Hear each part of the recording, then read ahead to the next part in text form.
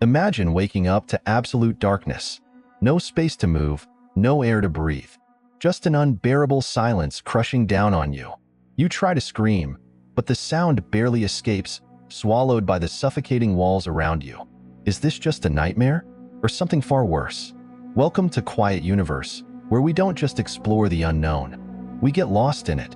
Today, we're sinking into two of the most horrifying phobias imaginable: claustrophobia, the fear of tight, enclosed spaces, and taphophobia, the fear of being buried alive. But these fears aren't just irrational. They're rooted in chilling reality. History is filled with stories of premature burials, escaped coffins, and desperate claw marks found inside sealed caskets. The past holds terrors we'd rather forget, but some fears refuse to stay buried. So take a deep breath while you still can, because what comes next won't be comfortable. Claustrophobia is an intense fear of confined or enclosed spaces. It's not just about being uncomfortable in tight spaces.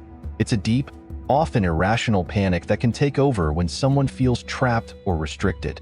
Elevators, small rooms with no windows, crowded trains, tunnels, MRI machines, or even tight clothing can trigger this overwhelming anxiety. At its core, claustrophobia is linked to a loss of control. The mind perceives a lack of escape, even when logically, there's no real danger. This fear can stem from childhood experiences, like getting stuck in a small place, or from a general predisposition to anxiety disorders. Some researchers also suggest that evolution plays a role. Our ancestors needed to avoid tight spaces where they could get trapped, so that primal fear still lingers in some people.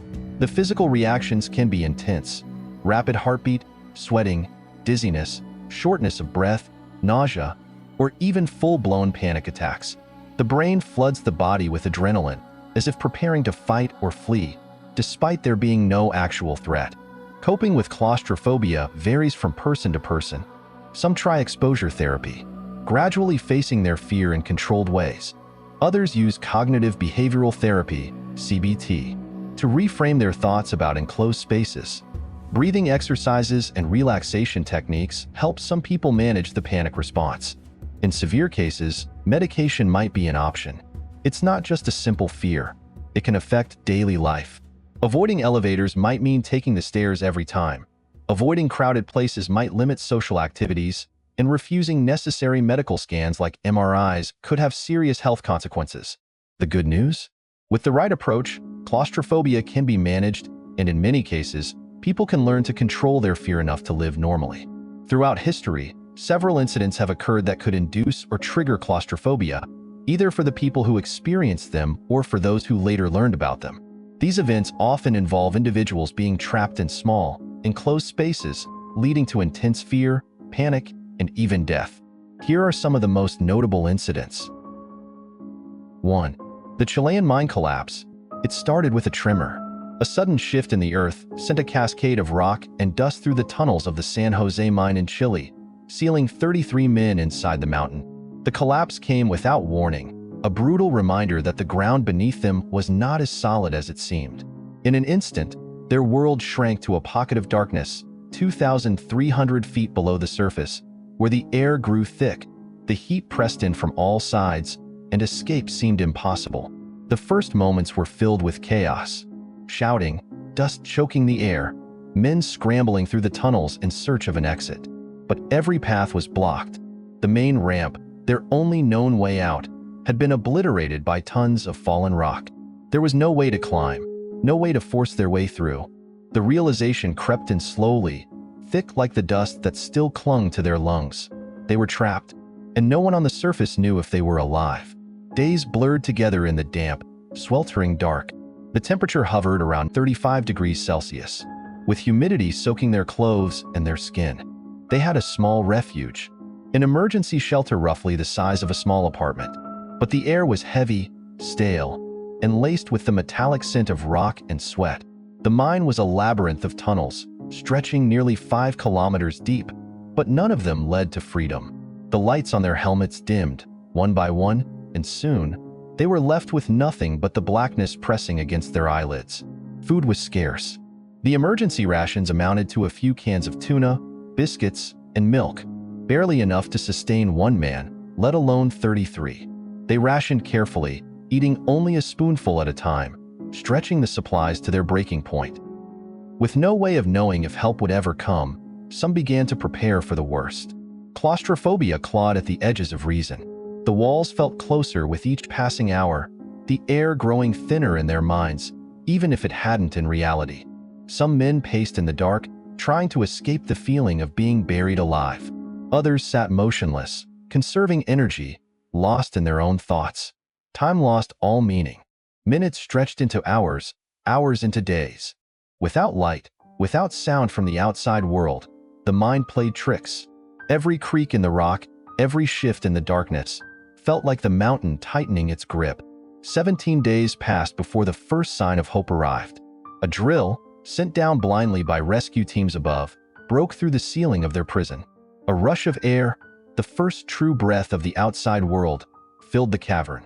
The men scrambled to send a note back up. Estamos bien en el refugio, los 33. We are well in the shelter, the 33. That small slip of paper, scrawled with trembling hands, carried their existence back to the surface. From that moment, the rescue became a race against time. Engineers and scientists worked together, devising a plan to extract them without triggering another collapse. A narrow shaft had to be drilled, wide enough to fit a capsule, but stable enough to withstand the immense weight of the earth above. It took weeks. The miners knew their freedom was coming, but it did nothing to ease the suffocating pressure of the dark.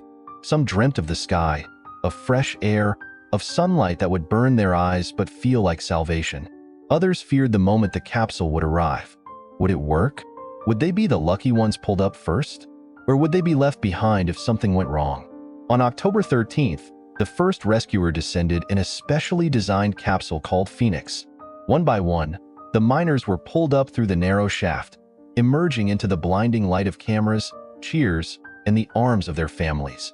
69 days after the collapse, the last man, shift leader Luis Urzua, stepped onto the surface. The mountain had swallowed them whole, but it had not broken them.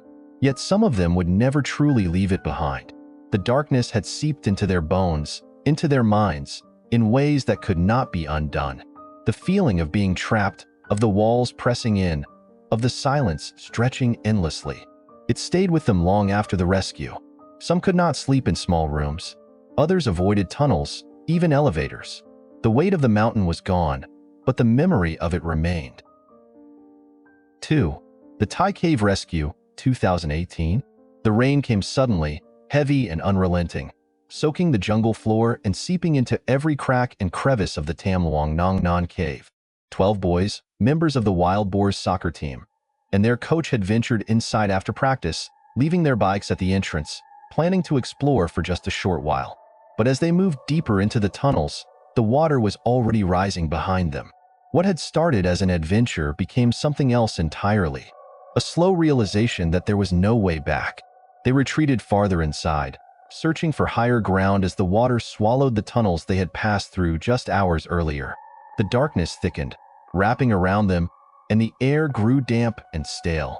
Every breath felt heavier. They reached a dry ledge, a small pocket of space untouched by the flood, but beyond it, the cave continued. Winding, narrow, stretching deep into the earth with no clear end.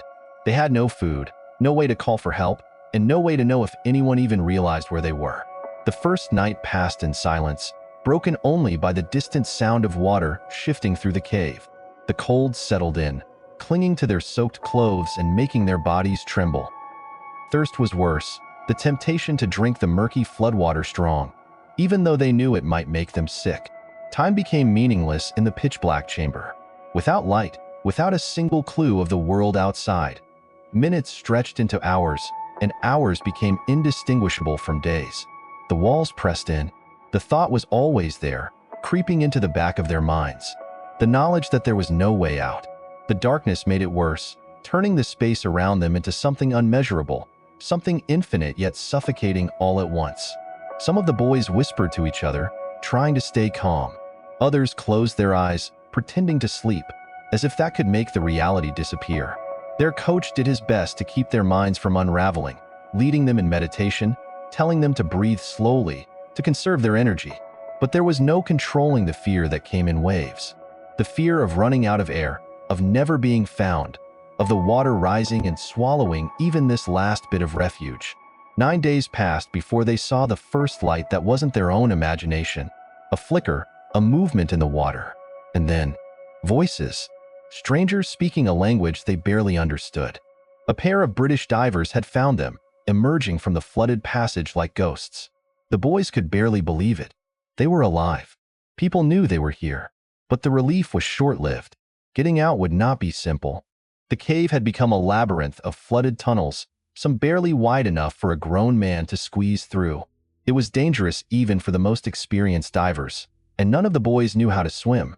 The journey back to the surface would take hours, navigating through black water, sharp rocks, and currents strong enough to pull them off course. There was no easy way. There was no safe way. But there was no choice. For days, rescuers worked to pump water out, to bring supplies in, to find another route. But the oxygen levels in the cave were dropping. The longer they waited, the greater the risk that none of them would make it out at all. So the plan was made. Each boy would be sedated, placed in a wetsuit, fitted with a full face mask, and guided through the tunnels by expert divers. They would be unconscious, unable to panic, unable to fight against the overwhelming claustrophobia of being submerged in the cave's suffocating grip. One by one, they were carried into the water. The divers held onto them tightly, maneuvering them through passageways barely wide enough for their bodies to fit. Every turn was blind. Every movement had to be controlled. It took hours, each rescue requiring absolute precision. An error meant death. For some of the rescuers, it was the most terrifying dive of their lives. The weight of another human being in their arms, trusting them entirely, unconscious and vulnerable. There was no room for panic, no room for doubt, only the next breath, the next movement, the next desperate push forward. 18 days after they had first stepped into the cave, the last boy was brought out. The coach, too. The rescuers. And finally, the nightmare ended. The world outside was still waiting, filled with light and air and space. But for some of the boys, the cave had left its mark. The darkness, the silence, the feeling of the walls pressing in. Those things didn't stay behind in the tunnels. They followed. Even in open spaces, even under the bright sky, the memory of being trapped remained, waiting in the corners of their minds, never fully letting go. 3. The Apollo 13 incident, 1970. The mission was supposed to be routine. The third crewed landing on the moon, another step forward in space exploration. Jim Lovell, Fred Hayes, and Jack Swigert had trained for every scenario they could imagine. They had launched from Earth with confidence, watching their home shrink into the blackness as Apollo 13 pushed toward its destination. Everything was going smoothly, until it wasn't. 56 hours into the mission, a simple command changed everything. Swigert flipped a switch to stir the oxygen tanks, an ordinary task, one they had done before. Then came the explosion. A sharp bang, a shudder through the spacecraft, alarms blaring. Lovell looked out the window and saw something horrifying. Venting gas. Oxygen, the lifeblood of their mission, was bleeding into space. The words he spoke into the radio would become one of the most famous understatements in history. "Houston, we've had a problem." Suddenly, survival became the only objective. The service module, the very thing meant to sustain them, was crippled. Power was failing, oxygen was vanishing, and they were nearly 200,000 miles from home. The command module, Odyssey, was becoming uninhabitable. The only option was the lunar module, Aquarius. Meant to support 2 men for 2 days, now forced to sustain 3 for 4. They crammed themselves inside, sealing off the command module to conserve what little power remained. Space, already limited, became suffocating. The lunar module was no more than a glorified tin can, built for short stays, not deep space survival. The temperature plummeted as systems shut down, every breath visible in the freezing air. The walls dripped with condensation, the moisture collecting in every crevice, a silent threat to the fragile electronics keeping them alive. Claustrophobia was a creeping, constant presence. They couldn't stretch, couldn't escape, couldn't move beyond the confines of this tiny shelter. The hum of machinery, the sound of their own breathing, the occasional crackle from mission control. Those were the only reminders that time was still moving. Oxygen was running low, but worse, Carbon dioxide was building up. Every exhale poisoned the air just a little more, and the filters designed to clean it were failing. Back on Earth, engineers worked desperately to find a solution. With only the materials the astronauts had on board, they had to improvise. Plastic bags, duct tape, and a sock became part of the most critical life support system ever built. The instructions were relayed up, and Lovell, Hayes, and Swigert followed them carefully, hands stiff from the cold, minds foggy from exhaustion. The device worked. They could breathe, but they were far from safe. The journey home was long, each hour stretching into the next, the vast emptiness outside pressing against the thin walls. Sleep was nearly impossible. Too cold, too cramped, too much uncertainty. They rerouted their path, using the moon's gravity to slingshot them back toward Earth. Every maneuver had to be precise. There was no room for error. One miscalculation, and they would drift into space, lost forever. Re-entry was the final test. The command module had been left in hibernation, a dark, frozen shell that now had to be revived. Systems were powered up slowly, one by one, draining what little energy remained. The heat shield, damaged in the explosion, had to hold. The parachutes had to deploy. Everything had to work, or nothing else mattered. They plunged into Earth's atmosphere, the capsule shaking violently, heat building, radio silence stretching longer than anyone wanted to admit. Then, parachutes. 3 bright canopies blossomed in the sky, and Apollo 13 splashed down into the Pacific. The mission had failed, but the crew had survived. They stepped onto the deck of the recovery ship, taking deep breaths of fresh air, feeling the warmth of the sun on their frozen skin. But even in the wide-open world, some part of them remained in that tiny, dark, suffocating space, where every breath had been borrowed and every second had been a fight against the walls closing in. 4.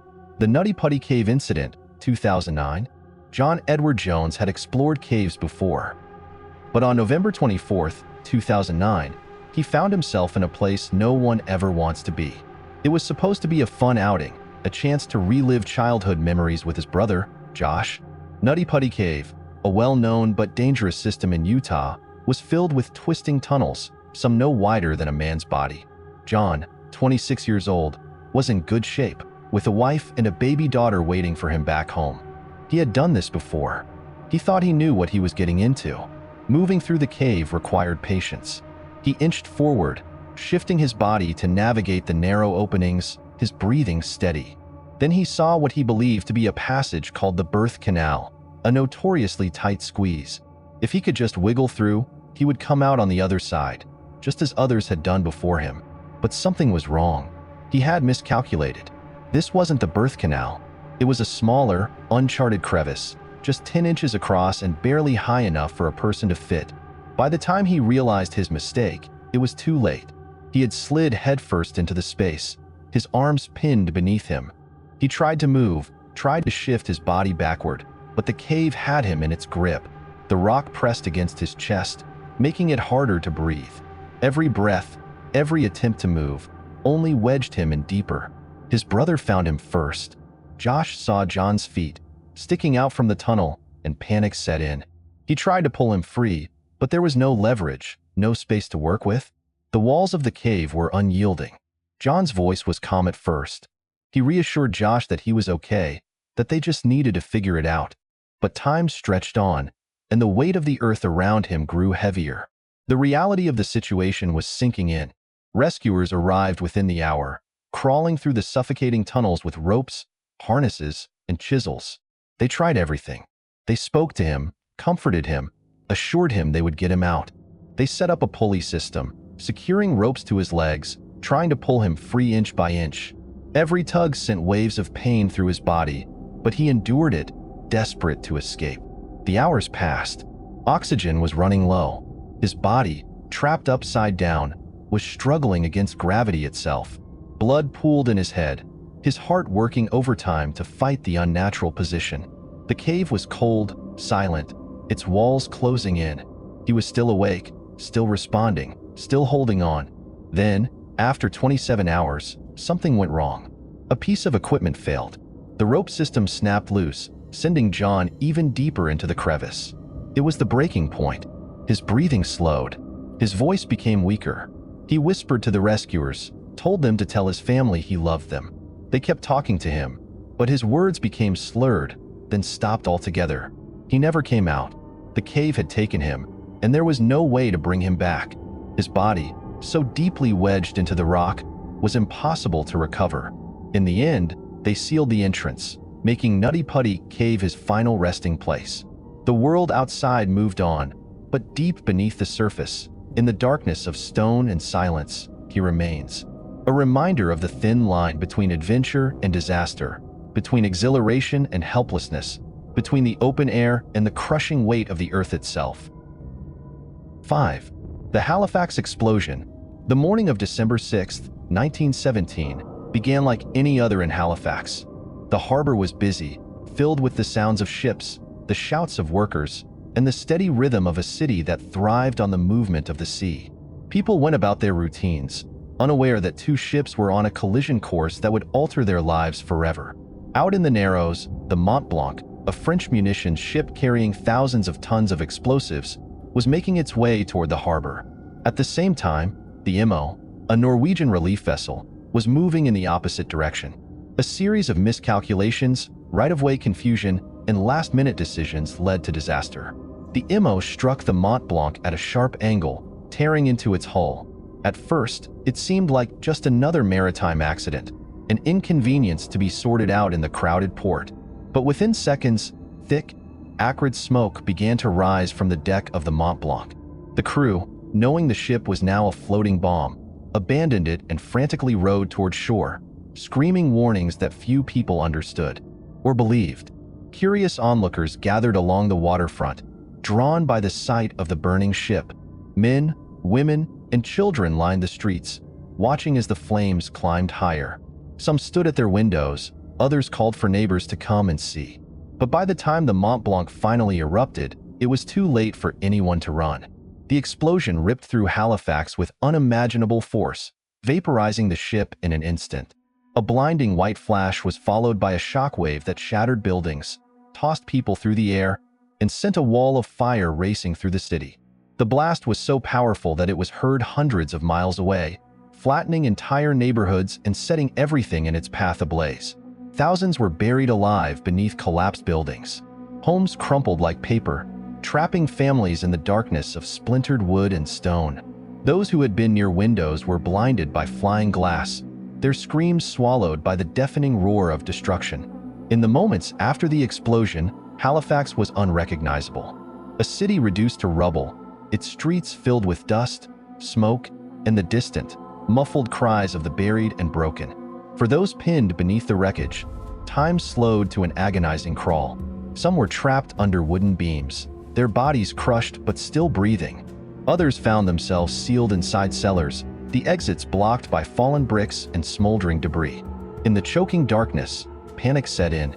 The weight of the world above them was suffocating, pressing against their ribs, squeezing the breath from their lungs. In homes, schools, and businesses, survivors clawed at the wreckage with bare hands, trying to create space, trying to find air. The smell of burning wood and oil filled their noses, but the worst was the silence. The realization that no one knew where they were, that help might never come. Parents screamed for their children, voices growing hoarse. Some heard the faint tapping of someone else trapped nearby, a signal that they weren't alone, but also a reminder of how many were still waiting for rescue. The aftermath was nearly as horrifying as the explosion itself. A tsunami, triggered by the blast, surged onto the shore, sweeping away anyone still standing too close. Fires spread rapidly through the ruins, turning what little remained of homes and businesses into charred skeletons. Those who had survived the collapse now faced another nightmare. Smoke filling their lungs, flames creeping closer, the heat unbearable. Rescuers worked desperately, digging through the wreckage with whatever tools they could find, listening for the faintest sounds of life beneath the rubble. Hours passed, then days. Some were pulled out alive, dazed and bloodied, blinking against the harsh winter light. Others were found too late, suffocated in the claustrophobic grip of crushed walls and fallen beams.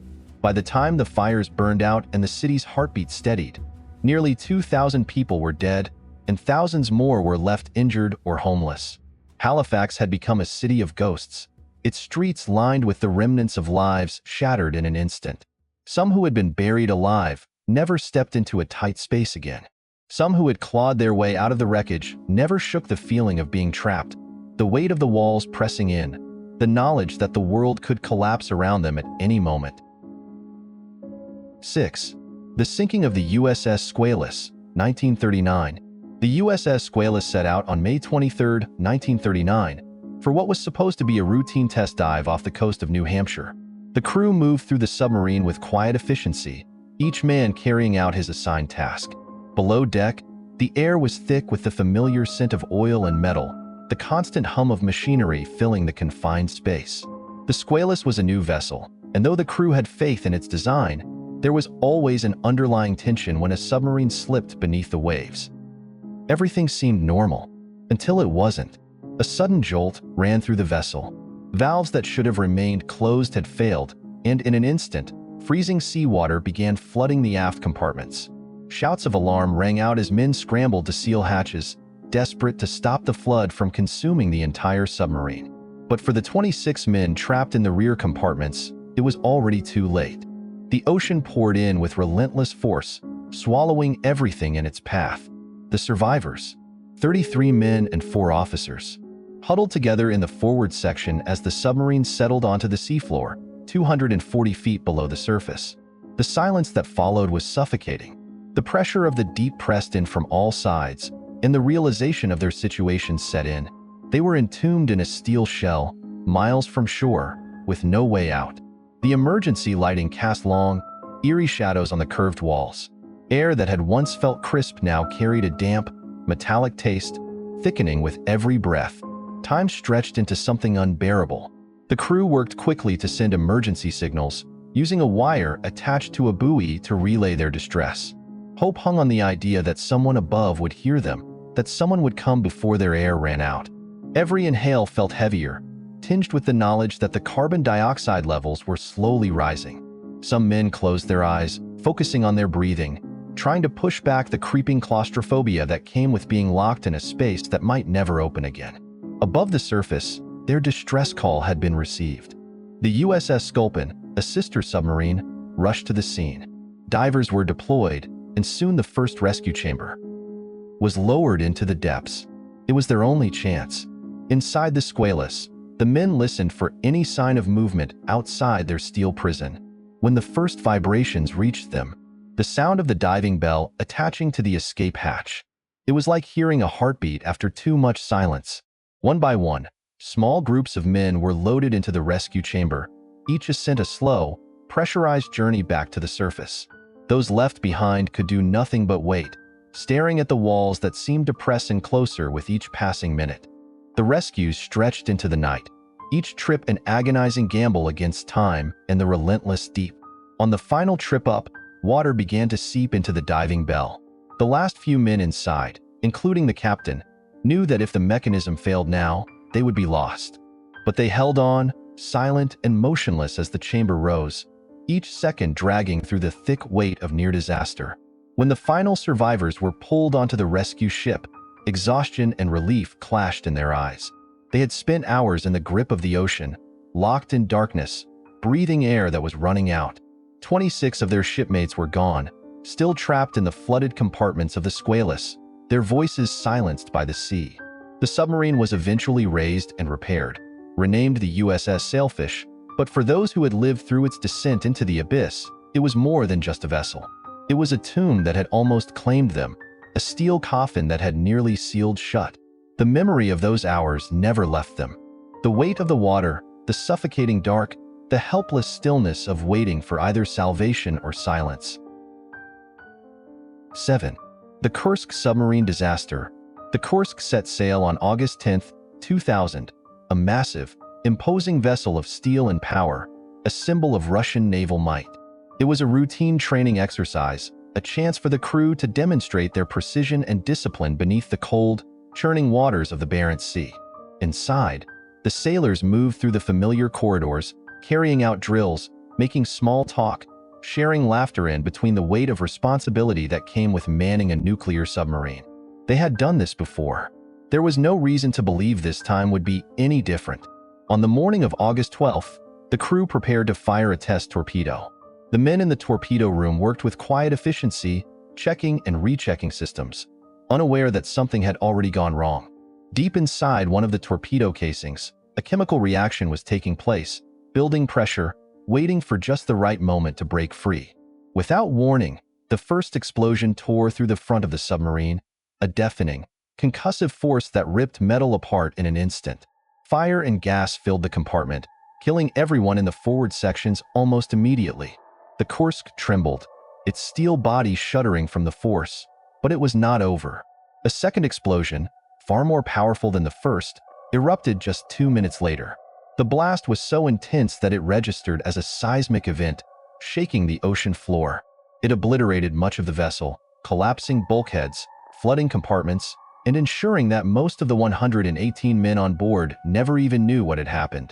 The Kursk, once a formidable beast of the sea, was now a silent wreck, plummeting 350 feet to the bottom of the Barents Sea. But not everyone had died in the blasts.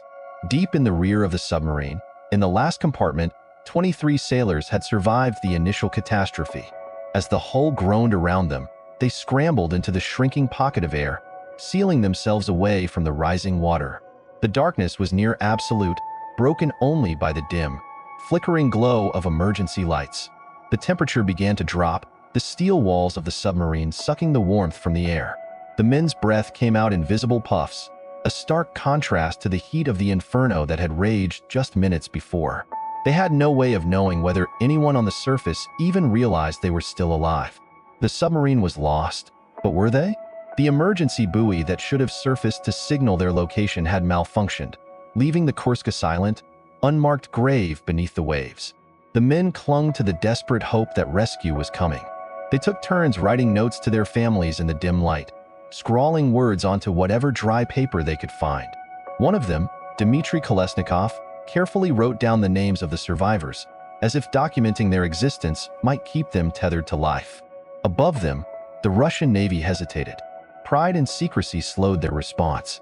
They did not immediately accept foreign help, even as the hours stretched into a day, then two. Meanwhile, below, oxygen was running out. The air grew thick, heavy with carbon dioxide. Each breath felt harder, each moment more suffocating. The cold pressed in, making movement slow and painful. Some of the men likely slipped into unconsciousness before the end, their bodies succumbing to the toxic air. By the time Norwegian and British divers finally reached the wreck, it had been too long. When they opened the hatch, there was only silence. No frantic knocking, no desperate gasps. Just the stillness of death. The final 23 had suffocated, waiting in the dark for a rescue that had come days too late. The Kursk never rose again. It remained at the bottom of the sea, a grim testament to those lost inside. The notes they left behind, written with trembling hands in those final, suffocating hours, were all that remained of their voices. 8. The Tangier disaster, 1953. The night was warm, and the passengers of the Wellington to Auckland Express train settled into their seats, some gazing out at the darkness beyond the windows, others dozing off to the rhythmic sway of the carriages. It was Christmas Eve, December 24th, 1953. Families were traveling to reunite, gifts tucked away in luggage racks, quiet conversations filling the compartments with a sense of anticipation. The train, carrying 285 people, moved steadily along the tracks, cutting through the vast New Zealand landscape under a moonlit sky. Further up the line, unseen by the passengers and crew, disaster had already set itself in motion. The Whangaeu River, swollen from recent rain, rushed beneath the Tangier rail bridge. But this was no ordinary flood. High on the slopes of Mount Ruapehu, the walls of a crater lake had given way, releasing a surge of water, silt, and volcanic debris. A lahar, racing down toward the river. By the time the train approached, the flood had already weakened the bridge, washing away the supports beneath. What had once been a solid crossing was now a death trap, a structure barely holding together. Inside the locomotive, driver Charles Parker and fireman Lance Redman saw something was wrong, but there was no time. The train, moving at speed, could not stop in time. At 10:21 p.m., the bridge gave way beneath them. The engine plunged first, dragging the first 5 carriages down with it, straight into the raging floodwaters below. Metal twisted, glass shattered, and within moments, dozens of passengers found themselves trapped in a nightmare. Inside the sinking carriages, water rushed in violently, filling the compartments in seconds. The force of the current pinned people against walls and ceilings, turning the train into an inescapable tomb. Screams mixed with the deafening roar of the river, but outside, in the darkness, there was no one to hear them. Those who were still conscious clawed at doors and windows, but the pressure of the water made escape almost impossible. Some managed to break free, dragged away instantly by the merciless current. Others could do nothing but gasp for the last pockets of air as the cold, debris-filled water rose higher, swallowing them whole.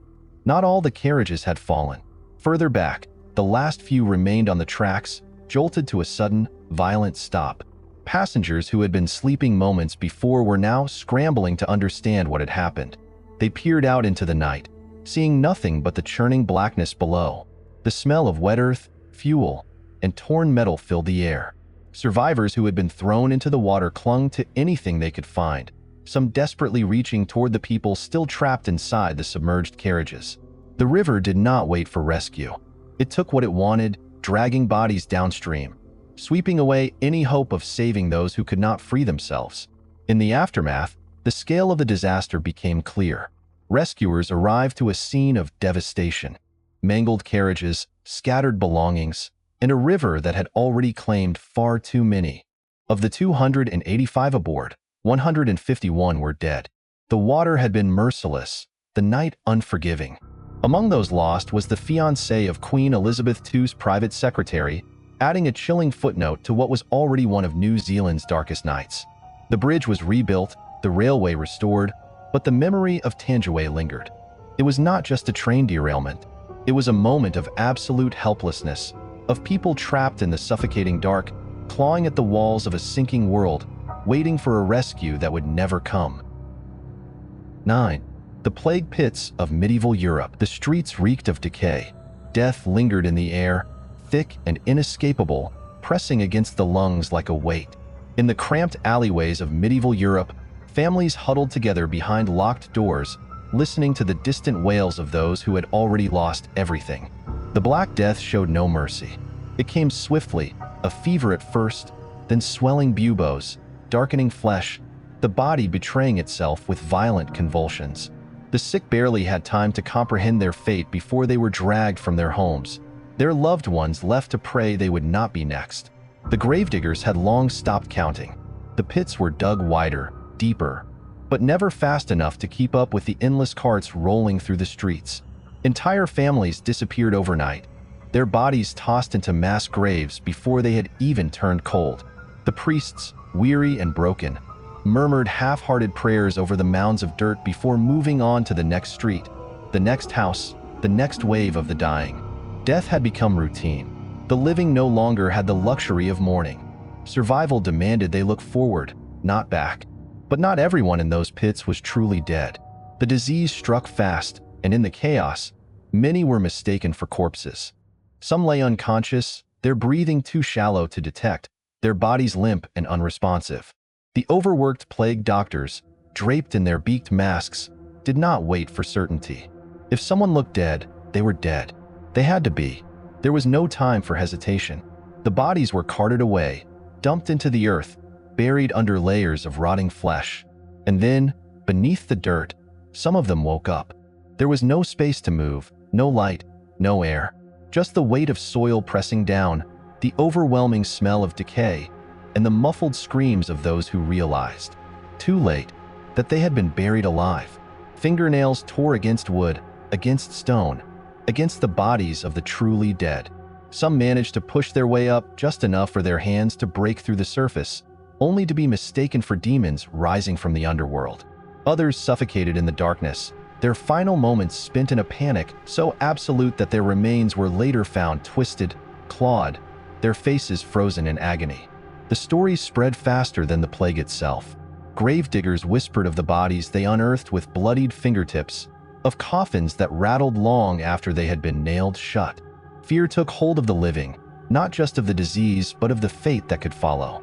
No one wanted to end up trapped beneath the earth, alone, screaming, waiting for a rescue that would never come.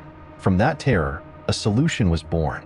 The wealthiest began commissioning safety coffins, fitted with bells, breathing tubes, and even small torches.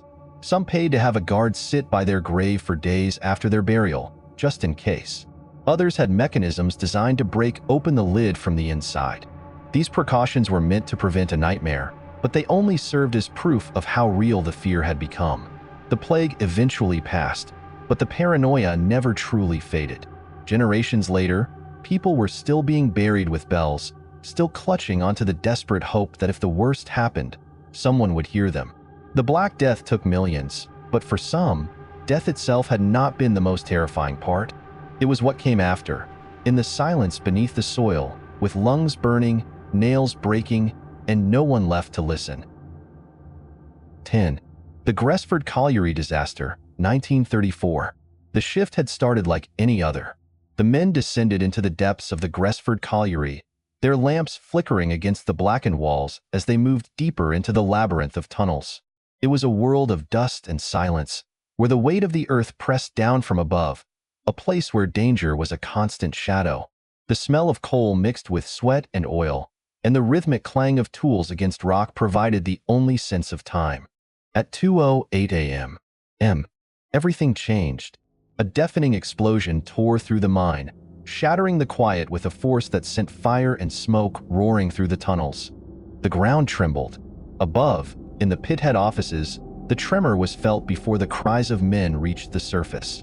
Below, the explosion snuffed out lamps, plunging the survivors into darkness thick enough to choke on. Some were killed instantly, swallowed by the fire or crushed by falling rock. For others, the nightmare had only begun. The lucky ones, if they could be called that, were near the shaft and managed to scramble toward the lifts before the tunnels filled with smoke. They emerged coughing, eyes wide, their faces blackened with soot and terror. But deeper inside, beyond the blast, men were trapped.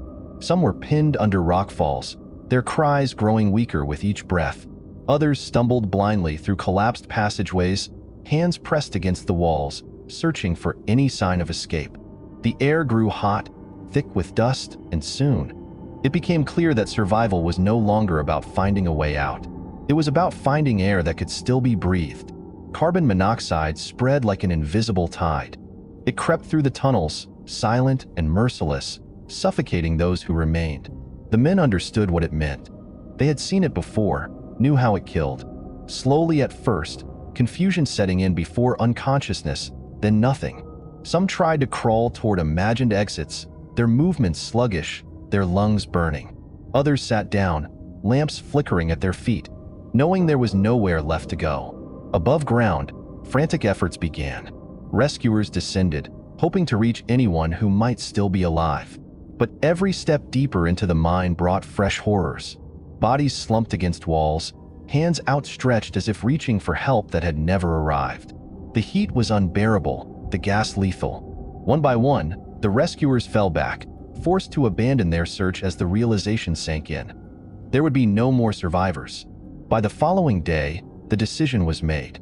The mine had to be sealed. The fires still smoldered, and the risk of another explosion was too great. Families gathered at the entrance, waiting for news that would never come, staring at the pit head as if sheer willpower could undo what had happened.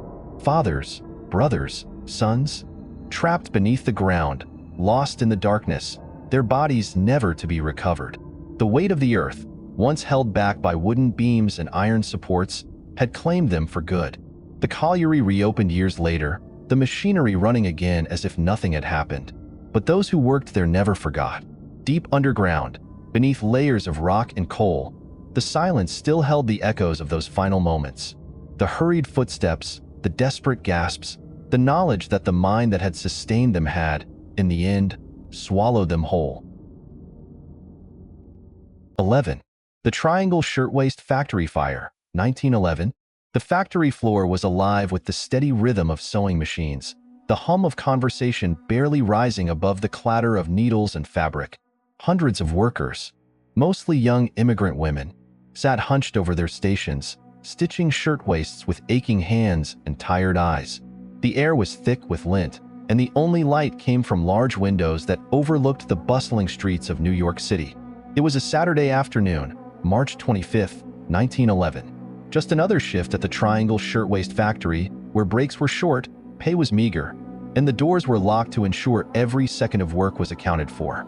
Then came the smoke. At first, it was just a wisp, curling up from beneath a cutting table on the 8th floor. Someone shouted, but in the confusion, no one knew what to do. The flames spread quickly, feeding on scraps of fabric and paper patterns strewn across the floor.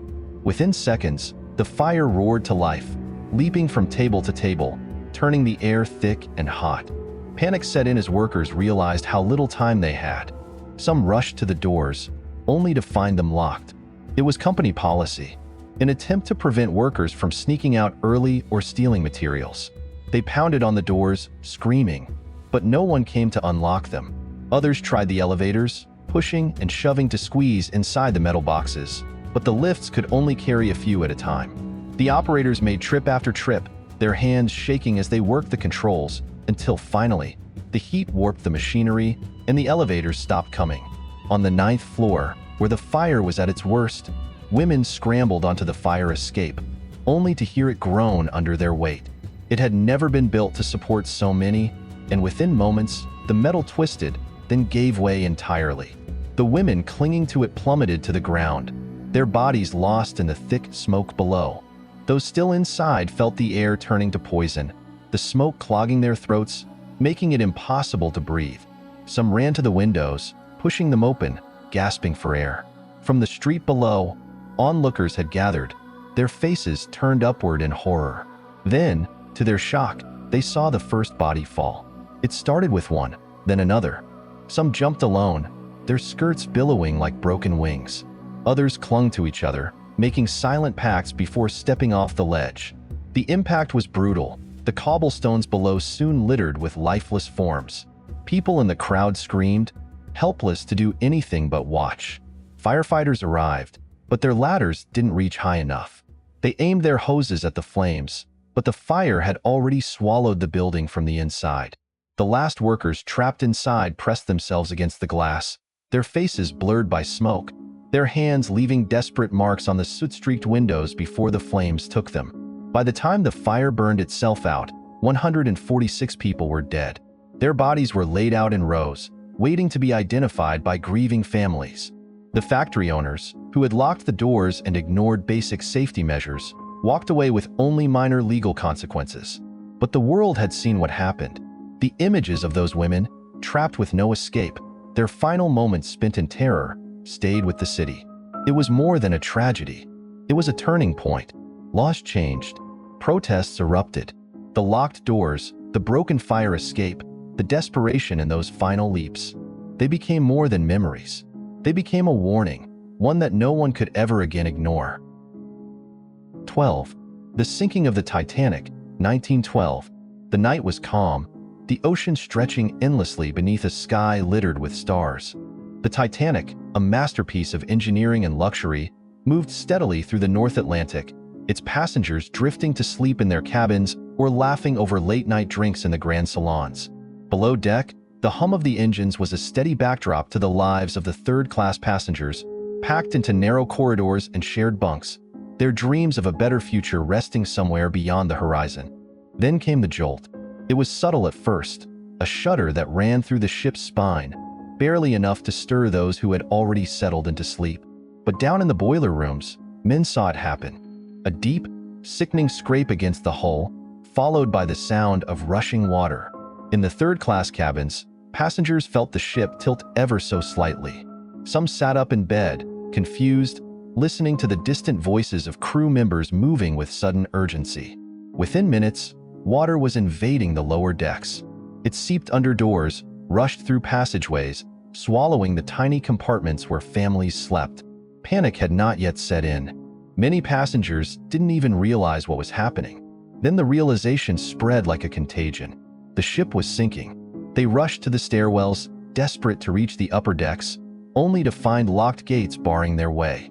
The Titanic had been designed with clear separations between the classes, and for many in steerage, those barriers were now a death sentence. They pounded on the gates, shouting for help, but the crew above had orders to keep them below until further notice. The walls around them seemed to shrink as the water rose, creeping up their legs, pulling at their clothes. Some tried to pry the gates open with bare hands. Others searched for another way out, only to find the passageways narrowing as the icy water rushed in. Up above, the lifeboats were being lowered into the sea. But even there, panic was setting in. Passengers in first class had been assured of safety, but as more people crowded onto the decks, the truth became impossible to ignore. There were not enough lifeboats. Some hesitated to board, convinced that the Titanic was unsinkable. Others scrambled to find any space they could, shoving past those too weak to fight back. Below, the nightmare deepened. Water was filling every space, turning the lower decks into a labyrinth of death. In the engine rooms, men worked in chest-deep water, trying to keep the power running, knowing it was hopeless. The lights flickered as the ship groaned under its own weight, tilting further and further.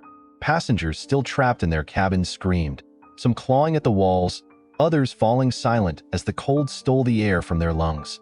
The bow dipped, pulling more of the ship beneath the surface. Those who could still move fought their way to higher ground, climbing over railings, pushing through doorways that were quickly vanishing beneath the rising water. Others, caught in hallways with no exit, pressed their backs against the walls, gasping for breath as the ceiling crept lower. The sensation of drowning in the dark, with no space to move, no air to breathe, was more than fear. It was pure, inescapable terror. Then, the final plunge. The stern lifted high, silhouetted against the moonlight, while below, entire sections of the ship collapsed under the pressure. Those still trapped inside never saw the surface again. The freezing water rushed into every remaining pocket of air, swallowing the last survivors who had been clinging to life below deck. When the Titanic was gone, the ocean was silent except for the cries of those who had managed to escape into the freezing water. Lifeboats floated nearby, half empty, their occupants too afraid to return for the drowning. And beneath the waves, locked inside the ship that had promised them so much, thousands remained in the dark, lost to the abyss. 13. The Metro, 2 tunnels in Moscow. Beneath the streets of Moscow, hidden from the eyes of millions, lies a network of tunnels that may or may not exist. The Metro 2, as it has come to be known, is whispered about in hushed tones. A secret subterranean labyrinth, allegedly built during the Cold War to ensure the survival of Soviet leadership in the event of nuclear war. If the rumors are true, the tunnels stretch for miles, deeper than the public metro system, lined with abandoned stations, decaying infrastructure, and an eerie silence that swallows every sound. For those who dare to venture in, the descent begins with an unmarked door, a forgotten shaft, or a vent pried open in the dead of night. The first steps feel thrilling. A step into a piece of history hidden beneath the world. The air is stale, thick with the scent of rust and damp concrete. The deeper one goes, the more oppressive the space becomes. The tunnels twist in on themselves, some leading to dead ends, others opening into vast, pitch-black chambers where the ceiling disappears into darkness. At first, the sound of footsteps is reassuring, proof that the explorer is still moving forward. But then the echo changes. Distances warp in the underground void, and what was once a confident stride becomes hesitant, uncertain. The way back begins to blur, and suddenly, every tunnel looks the same. The air, already heavy, feels thinner, pressing against the chest. The deeper levels have no airflow, no sound except for the distant, unidentifiable hum of something unseen. Flashlight beams dance against the walls, revealing remnants of what came before.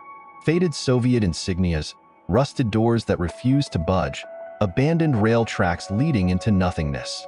Some passages are wide enough to walk comfortably, while others tighten into suffocating crawl spaces barely large enough to squeeze through. The fear begins as a whisper, a nagging thought. What if the entrance is lost? What if the way back has disappeared? Then comes the real terror, the realization that the tunnels may not be empty. Some explorers speak of distant footsteps, others of doors slamming shut behind them. A shadow that wasn't there before, a breath of air in a place where none should exist. Whether it's paranoia or something else, it doesn't matter. The fear has set in. Hours stretch endlessly underground. The body tenses, the chest tightens, every breath feels shallower. The walls begin to feel closer, as if the tunnels themselves are shifting, swallowing space. The flashlight flickers, and for a second, total darkness consumes everything. The mind races, imagining what it cannot see. Endless corridors with no exit, passageways collapsing just beyond sight. The possibility of never emerging again. When escape finally comes, whether through sheer luck or a frantic retracing of steps, the first breath of open air is staggering. The city above, bustling and bright, feels impossibly distant from the silent underworld below. But the tunnels remain, stretching endlessly beneath Moscow, waiting for the next fool who dares to step inside. 14. The Oklahoma City bombing, 1995. The morning had started like any other in downtown Oklahoma City. Workers settled into their desks, coffee cups steaming beside stacks of paperwork, the hum of office life filling the halls of the Alfred P. Murrah Federal Building. Parents dropped their children off at the daycare on the second floor, never imagining that within minutes, their world would be reduced to dust and silence. At 9:02 a.m., a deafening explosion tore through the heart of the building, sending concrete, steel, and glass flying in all directions. In an instant, floors collapsed, walls caved in, and those inside were plunged into chaos. For many, there was no warning, just a sudden, violent shift, then darkness. People who had been standing seconds before were now pinned under slabs of concrete, the weight pressing down on their chests, making it harder to breathe. The dust was so thick it coated their throats, choking every attempt to call for help. Some reached out blindly, fingers scraping against broken furniture and twisted metal, hoping to find another hand, another sign of life in the suffocating blackness. Others lay motionless, listening to the eerie quiet that followed the blast, broken only by the distant wails of sirens and the groaning of a building on the brink of collapse. The deeper in they were trapped, the worse it became.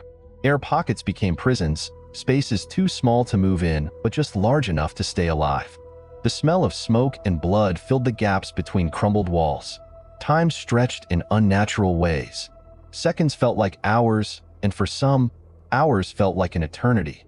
Some survivors later recalled feeling like they were buried alive, unable to tell if they were upright or upside down, unable to see anything beyond the crushing darkness.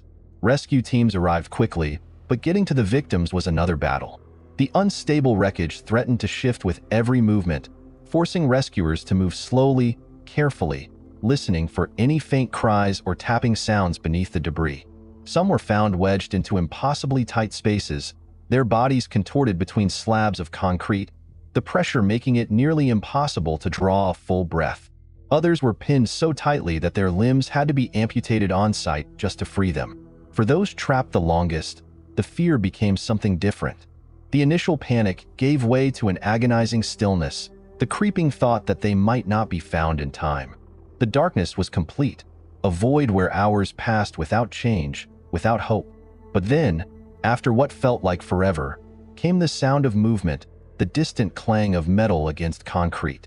Voices, muffled at first, then clearer, calling out, searching.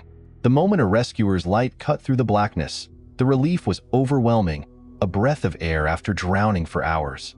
One by one, survivors were pulled from the wreckage, emerging into the daylight, blinking against the brightness of a world they thought they might never see again. But many never got the chance. The blast had claimed 168 lives, including 19 children. The weight of the tragedy lingered long after the last body was recovered, a reminder of how quickly the ordinary can turn into a nightmare, how a single moment can trap people in a darkness they never expected to face. 15. The World Trade Center attacks, 2001. It started as an ordinary September morning. The sky over New York City was clear, the streets were busy, and inside the Twin Towers, thousands of people went about their routines, checking emails, making calls, pouring coffee. Then, at 8:46 a.m., everything changed. The first plane struck the North Tower, the impact shaking the building to its core, sending shockwaves through floors and stairwells. Smoke and fire erupted from the gash in the tower's side, and above it, hundreds of people were instantly trapped. Just minutes later, at 9:03 a.m., the second plane hit the South Tower, sealing the fate of those caught above the impact zone. Panic spread through the buildings. Some tried to escape down stairwells thick with smoke. Others broke windows, desperate for air. Elevators had become death traps, some plummeting as cables snapped, others jammed between floors with no way out. Inside, the air grew hotter, the walls trembling with each explosion of fire and collapse of steel. In the stairwells, survivors moved downward in an endless procession, some pressing against the walls, gasping for breath as the smoke thickened. Some floors were completely cut off, doors jammed, hallways choked with debris. The only sound the muffled cries of those calling out for help. Then, at 9:59 a.m., the South Tower gave way. The structure imploded in on itself, floors pancaking down in a deafening roar. Those still inside felt the world collapse around them, a blinding storm of concrete, steel, and glass swallowing everything in its path. Many never had a chance to react. Others found themselves suddenly buried in darkness, alive but entombed. The air was thick with dust, making it nearly impossible to breathe. Eyes burned, throats filled with concrete powder, and the space around them felt smaller by the second. Some were pinned beneath beams, unable to move more than a few inches. Others were trapped in pockets of air, completely cut off from the outside world except for the distant sounds of sirens and falling debris. For those still inside the North Tower, there was no time to comprehend what had happened before their building began to fail. At 10:28 a.m., the second collapse sent another wave of destruction across the city, burying hundreds more beneath millions of tons of rubble. In the wreckage, survivors clung to consciousness, their bodies twisted into impossible spaces. Darkness surrounded them, broken only by flickering fires and the glow of their own cell phone screens. Some called family members, whispering final words in case they weren't found in time. Others stayed silent, listening for any sign of rescuers, any distant voice calling back. Hours passed. Then, for some, a sound. A distant clatter of metal shifting, a faint voice calling their names. Rescuers dug through the debris, crawling through gaps just large enough for a single person. Every movement risked further collapse, but they pressed on, pulling people out one by one. Some had been trapped for hours, others for more than a day, their bodies stiff from the weight pressing down on them. Every breath had been a fight, every moment a battle against the overwhelming urge to give in. Many never made it out. Nearly 3,000 lives were lost that day, some instantly, others slowly, suffocated beneath the ruins of a city forever changed. For those who survived, the memory of the walls closing in, the thick air, the endless dark, those moments never faded. They had been buried alive, and for some, even in the open air, the feeling of being trapped never truly left them. Fear is deeply ingrained in human nature, and few things are more universally terrifying than the feeling of being trapped. Whether it's the walls closing in or the slow realization that there's no way out, claustrophobia has been the foundation for some of the most intense and unsettling films ever made. Movies like The Descent and The Cave take us into the depths of uncharted underground worlds, where darkness and suffocating passageways become a living nightmare. As above, so below, 2014, turns the Paris catacombs into a maze of terror, while The Tunnel and Cube, 1997, amplify the fear of being trapped in the unknown. And then there's Oxygen, 2021, where survival depends on the last few breaths of air inside a sealed pod. But few films push the limits of fear like Buried, 2010, and The Vanishing, where claustrophobia collides with taphophobia, the primal terror of being buried alive. The thought of waking up in a coffin, scratching at the wood with no way out, is a horror too real for comfort. These films don't just entertain, they force us to confront our deepest fears. And as we break them down further, you'll realize that sometimes the scariest thing isn't what lurks in the shadows, but the walls closing in around you. Here are some movies that have strong claustrophobia-inducing elements. The Descent, 2005. Imagine squeezing through a tunnel so tight that you can barely move your arms, the walls pressing against your body, the air growing thinner with each breath. Now imagine realizing that the passage behind you has collapsed. No easy way forward, just the crushing weight of the earth above you, the suffocating darkness swallowing every last bit of light. This is the kind of fear The Descent taps into, not just as a horror movie, but as an experience that makes your own breathing feel a little too loud, a little too shallow. At its core, the film isn't just about the physical entrapment inside an unexplored cave system. It's about psychological entrapment as well. The group of women who descend into the depths are already carrying their own personal burdens: grief, guilt, betrayal. And the cave becomes more than just a setting. It becomes a metaphorical representation of their own inner demons closing in. But beyond that, the film weaponizes the most basic, primal human fear: the terror of being trapped. There's something uniquely unsettling about caves. They are places of absolute darkness, places where sound behaves differently, where every breath and every movement feels magnified. The film uses this perfectly. Long before the creatures show up, before the blood starts spilling, the real horror comes from the slow realization that they are lost. The moment when the tunnel collapses behind them, when panic sets in, when rational thinking starts to dissolve under pressure. This is where claustrophobia sinks its claws in. The way the camera lingers on their faces, the beads of sweat forming, the quickened breathing, the tremble in their voices. These details make the fear real. You don't need to suffer from claustrophobia to feel it in that moment. And then there's the way the film uses light, or rather, the lack of it. Headlamps, flares, glow sticks. These fragile sources of illumination only serve to highlight just how oppressive the darkness is. Unlike most horror movies where shadows create suspense, The Descent takes it further by making darkness an active force in the film. It's not just what's hiding in the blackness that's terrifying. It's the blackness itself. Every flickering light, every dim glow, only emphasizes how little space there actually is, how limited their visibility is, how helpless they are. Even before the creatures emerge, the group is already struggling with the cave itself. They squeeze through impossibly narrow spaces, feeling their own bodies press against rock that gives them no room to move. There's a sequence where one of them gets stuck, unable to move forward or backward, and panic takes over. Her breathing becomes erratic, her attempts to stay calm fail, and for a moment, it feels like the cave might kill her long before anything else does. That's the brilliance of this film. It doesn't rely on cheap jump scares or over-the-top gore to unsettle its audience. It simply puts them in a situation they never want to be in and makes them feel every second of it. By the time the monsters arrive, you're already on edge. But what makes them even more terrifying is how seamlessly they blend into the environment. They aren't just living in the cave, they are the cave, moving through the darkness with an ease that the trapped women could never hope to match. The realization that this place isn't just a tomb but a hunting ground is horrifying, but it's still not as terrifying as knowing there is no escape. The cave is their world, and the women are nothing more than intruders, hopelessly out of their element. The horror of The Descent isn't just about what the characters see or what chases them. It's about how it makes you feel, how it forces you to confront the fear of being stuck in a place that doesn't care about you, in a darkness so complete that it might as well be swallowing you whole.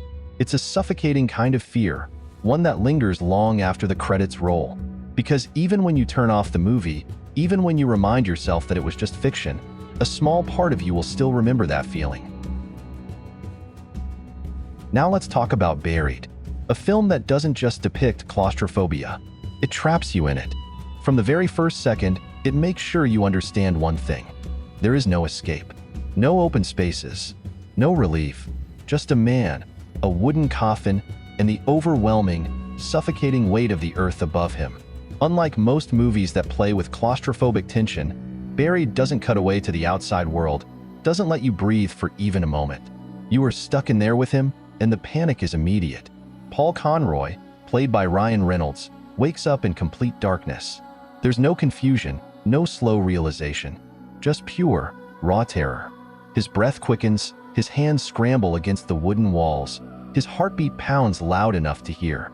It's an instinctual response, the kind of fear buried deep in human nature. Being trapped, being buried alive, the sheer helplessness of it. And then, when he finally manages to flick his lighter on, the horror doesn't lessen. It gets worse, because now he can see exactly how little space he has.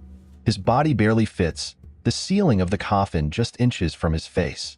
There's no room to move, no way to sit up. Every breath he takes, every movement, every shift of his body reminds him, and you, that he is completely, utterly stuck. The film never gives you a break from this. There are no comforting distractions, no cutaways to search parties, no moments of relief. It's just him in that box. The lighting plays a huge role in how the claustrophobia seeps in. The flickering flame of the lighter, the cold glow of a cell phone screen, the eerie, shifting shadows that seem to make the space feel even smaller. It's as if the coffin itself is alive, closing in tighter with every passing second. And the silence? It's unbearable. No background noise, no ambient sound of life beyond the box. Just his breathing, the creak of the wood, the distant, muffled sound of shifting dirt. And then comes the real horror. Not just the physical entrapment, but the psychological unraveling. The moment he realizes that help is not guaranteed, that the people on the other end of the phone, his only connection to the outside world, might not be able to do anything. The desperate calls, the conflicting instructions, the bureaucratic indifference. It's one thing to be trapped. It's another to realize that no one cares enough to dig you out. As time passes, the fear shifts. It's no longer just the fear of being buried alive, but the slow, creeping horror of running out of time. The oxygen is depleting. The lighter fluid is running low. The battery on the phone is draining. Every second that passes is another second closer to suffocation, and there is nothing he can do but wait. There are moments of hope, moments where escape seems possible, but they are fleeting, dangling just out of reach before reality crashes back in. The coffin doesn't just confine him physically. It traps him emotionally, mentally, spiritually. The weight of the earth above him isn't just literal. It's metaphorical, crushing him under the sheer hopelessness of his situation. And when the film reaches its final moments, when all options have been exhausted, when that last, desperate shred of hope slips through his fingers, there's a quiet kind of horror that sets in. A resignation. The realization that sometimes, no matter how much you fight, no matter how much you plead, there is no way out. Buried isn't just a film about claustrophobia. It's a film that forces you to live through it. And long after the screen fades to black, the feeling lingers. That suffocating tightness in your chest. The weight pressing down. The terrifying thought that, in the end, you might just be alone in the dark with no one listening. The Cave, 2005. There's something inherently unsettling about the idea of being trapped deep underground, where the only way out is the same way you came in, assuming you can even find it again. But this movie takes that fear and amplifies it with something far worse, the unknown. It's not just the crushing isolation or the suffocating darkness of the cave system. It's the growing realization that something else is down there with you, something that isn't lost, something that knows the tunnels better than you ever could. It all starts with a group of skilled divers and researchers venturing into a vast, uncharted cave system hidden beneath a remote forest. The expedition begins with a sense of excitement, the kind that comes with exploring the last truly untouched places on Earth. But the deeper they go, the more that excitement shifts into unease. The walls seem to close in. The tunnels twist and narrow. The water, once clear, grows murky, concealing more than it reveals. And then, in the most terrifying way possible, they realize they're not alone. The movie doesn't rush into the horror. It lets it creep in, the way fear does in real life. At first, it's just small things. A shadow that moves where it shouldn't. A noise that doesn't belong in the silence. A fleeting shape glimpsed through the darkness, gone before you can be sure you really saw it. The cave itself is already hostile enough. Tight spaces, collapsing tunnels, unpredictable currents. But once the team starts encountering whatever is hunting them, the fear shifts from a slow-burning discomfort to sheer, primal panic. Claustrophobia plays a big role, but it's not the only thing driving the tension. It's the combination of being trapped and being hunted that makes everything worse. There's no high ground to escape to, no doors to barricade, no open space to run. Just miles of tunnels, each one winding deeper into the abyss. The creatures lurking in the dark aren't just random monsters. They're adapted to this environment. They've evolved to be the perfect predators in a place with no light, no mercy, and no way out. They don't need to see their prey. They can hear them, feel their movements, track their fear. And in this environment, the divers are at a disadvantage. Oxygen tanks are running low. Communication is breaking down. The once solid plan to map the caves has turned into a desperate struggle to survive. As the team gets picked off one by one, the cave itself seems to turn against them. Every passage looks the same. Every turn leads to another dead end. The water is both their greatest asset and their biggest threat. Dive in, and they might find another tunnel leading to safety. Or they might get lost in the pitch-black depths, lungs burning as the surface disappears above them. Panic sets in quickly, and in a place like this, panic is deadly. The movie plays with light and sound in a way that makes everything feel even more oppressive. The beams of the divers' flashlights cut through the darkness, revealing just enough to make you wish you hadn't seen anything at all. The sounds of dripping water and distant echoes keep the tension high, making you wonder what's just out of sight. And then there are the moments of absolute silence, where the only thing you can hear is the ragged breathing inside a diving mask, the frantic pounding of a heart that knows it's being hunted. By the time the story reaches its final, desperate moments, survival feels less like a victory and more like a question. Because even if someone makes it out, they'll never really escape what they've been through. Some places leave a mark on you, and some fears don't fade just because you've made it back to the surface. The cave doesn't just tell a story about getting trapped underground. It tells a story about what happens when you realize the world below isn't empty, and that once you go deep enough, you may never really come back. As above, so below, 2014. Found footage horror always has a way of making things feel too real, like you're not just watching a movie but experiencing something you shouldn't be. And when that setting is the Paris catacombs, an endless maze of bones and forgotten history, you already know you're in for something that sticks with you long after the credits roll. It starts with an archaeologist, Scarlett, who's obsessed with finding the Philosopher's Stone, a mythical artifact said to grant immortality. She's not just another treasure hunter. She's brilliant, stubborn, and completely reckless in her pursuit of knowledge. That recklessness leads her and her team deep beneath Paris, into tunnels that weren't meant to be disturbed. At first, it's all excitement and adrenaline. The thrill of discovery, the rush of going where few have gone before. But the further they descend, the more the excitement shifts into something else, something colder. There's an unshakable sense that they're not supposed to be there. The walls of the catacombs, lined with the remains of millions, feel like they're watching. The air grows thick, the tunnels narrow, the paths start looping back on themselves in ways that shouldn't be possible. What should be a straightforward exploration turns into something far worse when they realize the rules of reality don't seem to apply down here. The tunnels shift.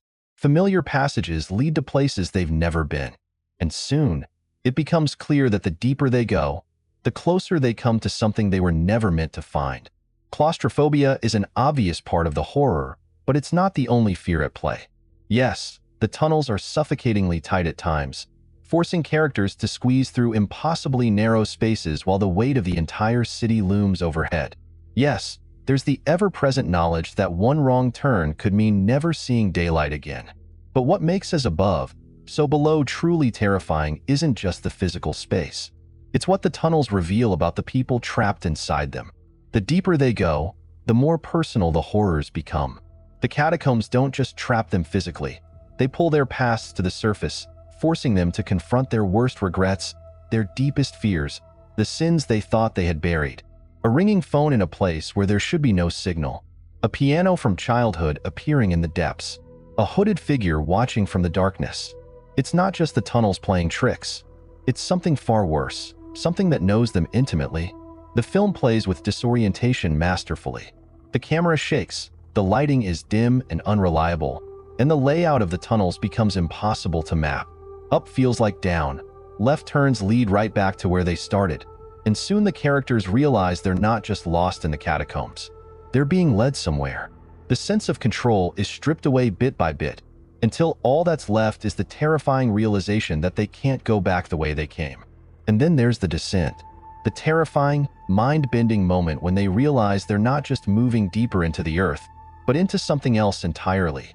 Reality cracks, logic crumbles, and the horror shifts from being about survival to something existential. Because if they've gone too far, if they've crossed a threshold they weren't meant to cross. By the time it reaches its frantic, desperate climax, the film has done something few horror movies manage to do. It doesn't just scare you with monsters or ghosts or jump scares. It makes you feel trapped, makes you question what's real, makes you wonder if some places weren't meant to be explored. As Above, So Below is more than just a claustrophobic nightmare. It's a psychological descent, a journey into the unknown, and a reminder that sometimes the scariest things aren't just beneath our feet, they're inside our own minds. The Vanishing, 1988. There's a kind of fear that doesn't rely on jump scares or supernatural horrors, a fear that seeps in slowly, unsettling you in ways you don't fully grasp until it's too late. The Vanishing is that kind of film. It doesn't throw its terror in your face.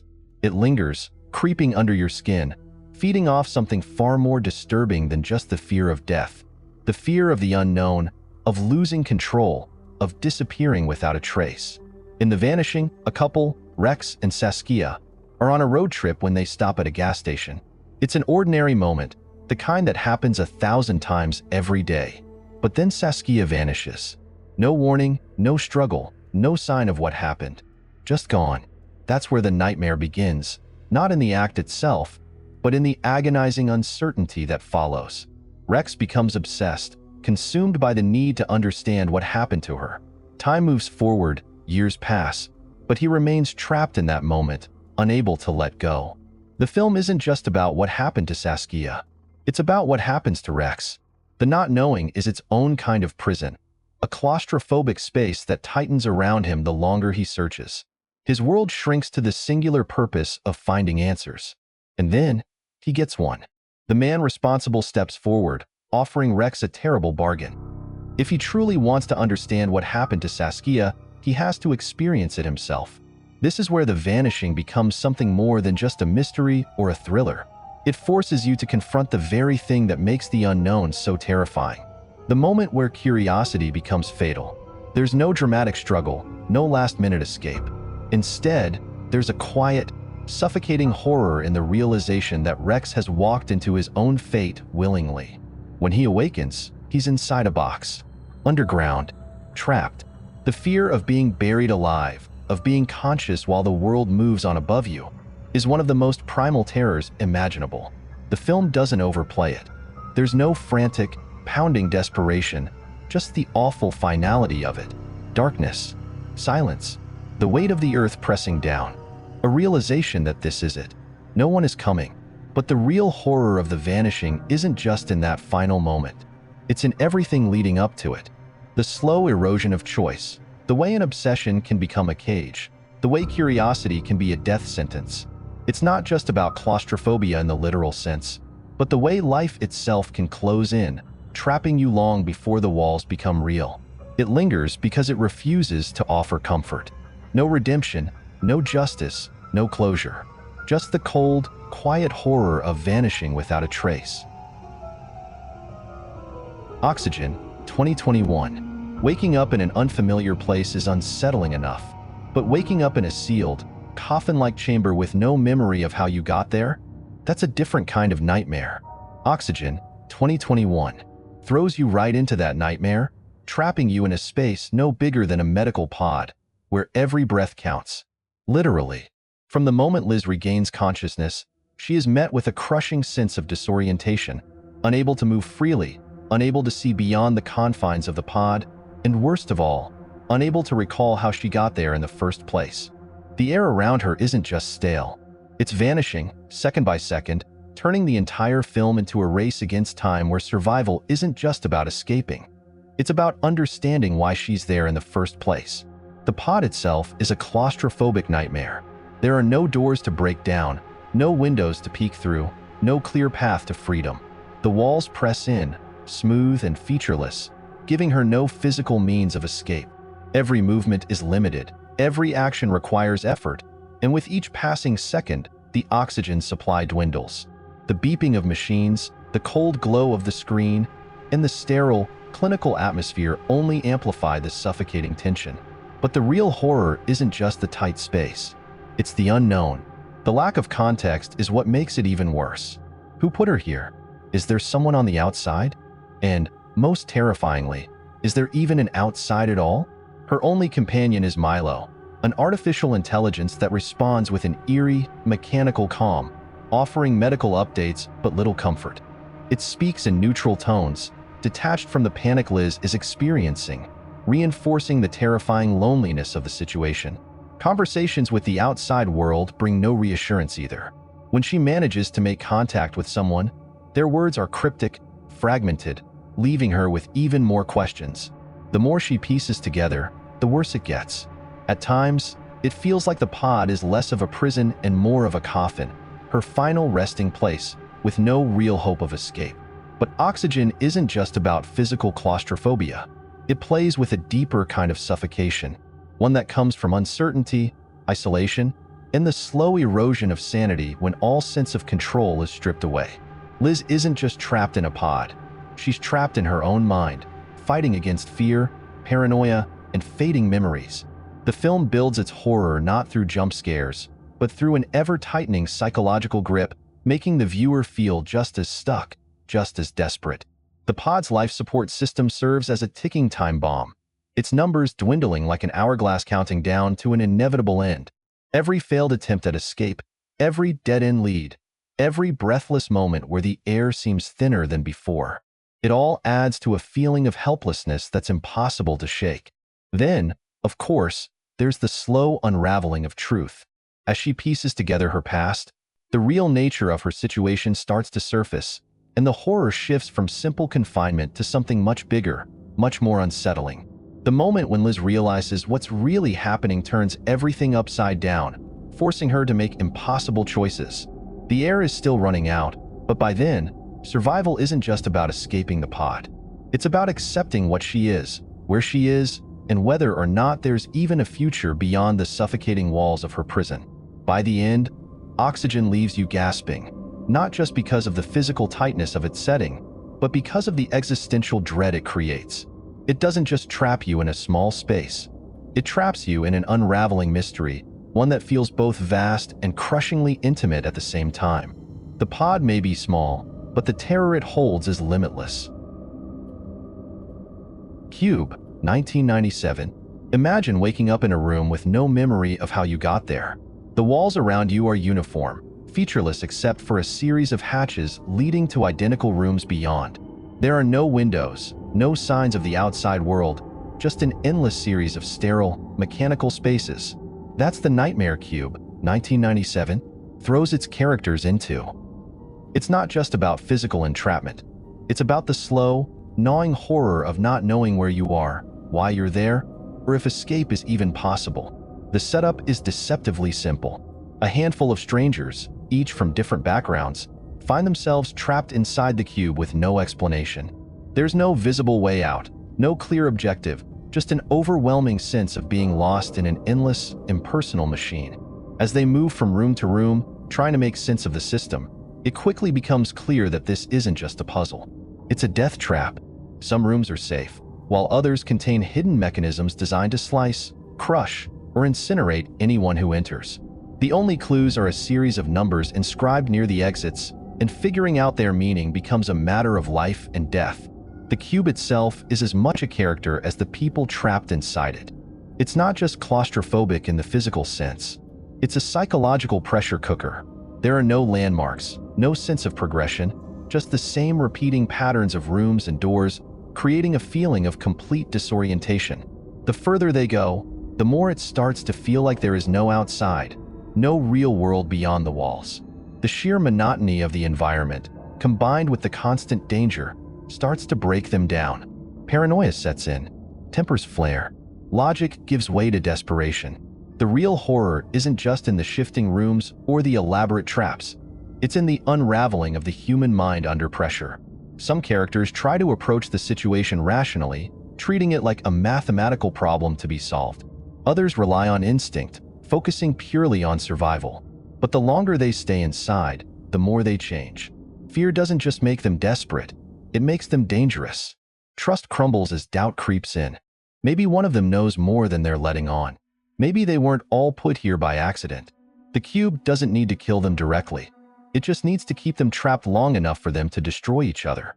There's a constant, underlying dread that even if they do find a way out, it might not lead to salvation. The cube itself is too precise, too methodical to be random. Someone, or something, had to build it. And if it was built, that means it has a purpose. The film never gives a clear answer, never offers a simple explanation, which makes it all the more disturbing. The characters are pawns in a game they don't understand, trapped in a system that might not even have an exit. Maybe the cube is an experiment. Maybe it's a prison. Or maybe it's just there, existing for the sake of existing, an inescapable construct that serves no real function other than to consume those unfortunate enough to wake up inside it. As the film progresses, the walls seem to close in. Not literally, but in the way that the endless repetition of rooms starts to erode any sense of direction, any hope that an end is in sight. The further they go, the more the audience feels just as trapped as they do. The cube isn't just physically confining. It's a suffocating, existential nightmare where logic itself becomes meaningless, where survival isn't just about dodging traps, but about holding onto sanity in a place designed to strip it away. And that's what makes cubes so terrifying. It's not just about escaping a maze. It's about escaping a fate that might have no solution at all. The Tunnel, 2011. There's something inherently unsettling about underground spaces, especially when they were built for one purpose and then abandoned, left to decay in darkness. The Tunnel, 2011, takes full advantage of that unease, following a team of journalists who venture into an abandoned rail tunnel beneath Sydney, hoping to expose a government cover-up. It starts as a simple investigation, the kind of urban exploration that feels reckless but thrilling, the kind of story that should make for a solid documentary. But as they push deeper, their confidence starts to erode, swallowed by the damp, suffocating silence. The film's found-footage style adds an immediate layer of realism. This isn't a slick Hollywood horror movie where characters make grand, dramatic choices. It feels like something real, like footage pulled from an actual doomed expedition. The setup is straightforward. The government allegedly abandoned a water recycling project in the tunnels with no explanation, and reporter Natasha Warner wants answers. With her crew in tow, they sneak into the tunnels, expecting to find nothing more than a forgotten, empty space. Instead, they find something watching them. There's a creeping, almost subconscious fear that builds as they descend. The further they go, the more the tunnels feel endless, like they could go on forever. It's not just the darkness. It's the weight of the world above them, the knowledge that there are layers of concrete, soil, and steel between them and the surface. If something goes wrong, no one will hear them scream. That fear starts out subtle. The sound of dripping water, the flickering of their lights, the way their voices echo back just a little too long. And then things start moving in the dark. At first, it's easy to believe they're imagining things. A trick of the light, the paranoia of being in a place that was never meant to be inhabited. But when the first person disappears, it becomes clear that they are not alone down there. And worse, whatever is stalking them isn't in a hurry. It's patient.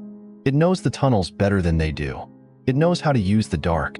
The film never fully reveals what's hunting them, which makes it even more terrifying. There are glimpses, shadowy figures just out of reach, the occasional horrifying flash of something inhuman, but never enough to fully understand what they're up against. The tight, winding corridors become a trap, their camera lights barely illuminating the space in front of them. Every turn feels like a dead end. Every echo could be something approaching. It's not just the fear of being underground. It's the fear of losing control, of realizing you're at the mercy of something that doesn't play by human rules. There's no signal, no rescue, no clear path back. The deeper they go, the more impossible escape becomes. What makes the tunnel so effective isn't just the horror of what's lurking down there. It's the slow breakdown of the people trapped inside. Panic replaces logic. Fear turns rational people into reckless ones. They begin to turn on each other, their own fear making them dangerous even before the thing in the dark gets to them.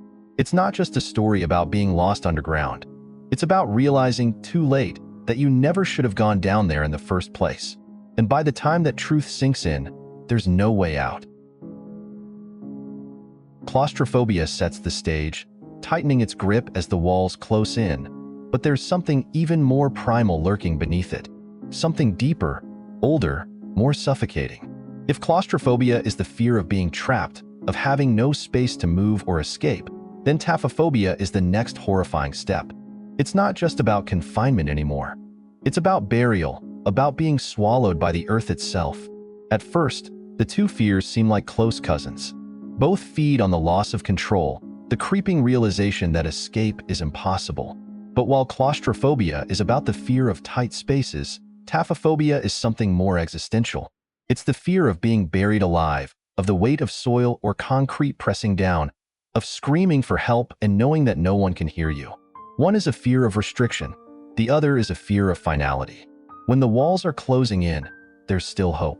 Claustrophobia keeps you gasping, reaching, struggling to find a way out. That's when hope dies. That's when the air runs out, when the walls might as well be a coffin. It's the moment you realize you are not just trapped, you are entombed. Now let's talk about taphophobia.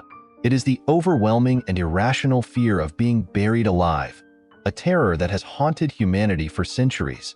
Unlike general claustrophobia, which is the fear of confined spaces, taphophobia carries the uniquely horrifying notion of being trapped beneath the earth, mistakenly presumed dead, and left to suffocate in utter isolation. The roots of this fear lie in historical incidents where people were buried prematurely, only to wake up inside their coffins, screaming for help that never arrived.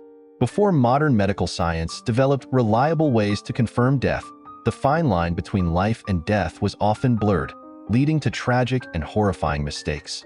Some conditions, such as catalepsy, comas, or even extreme fevers, could mimic death so convincingly that even physicians failed to detect signs of life.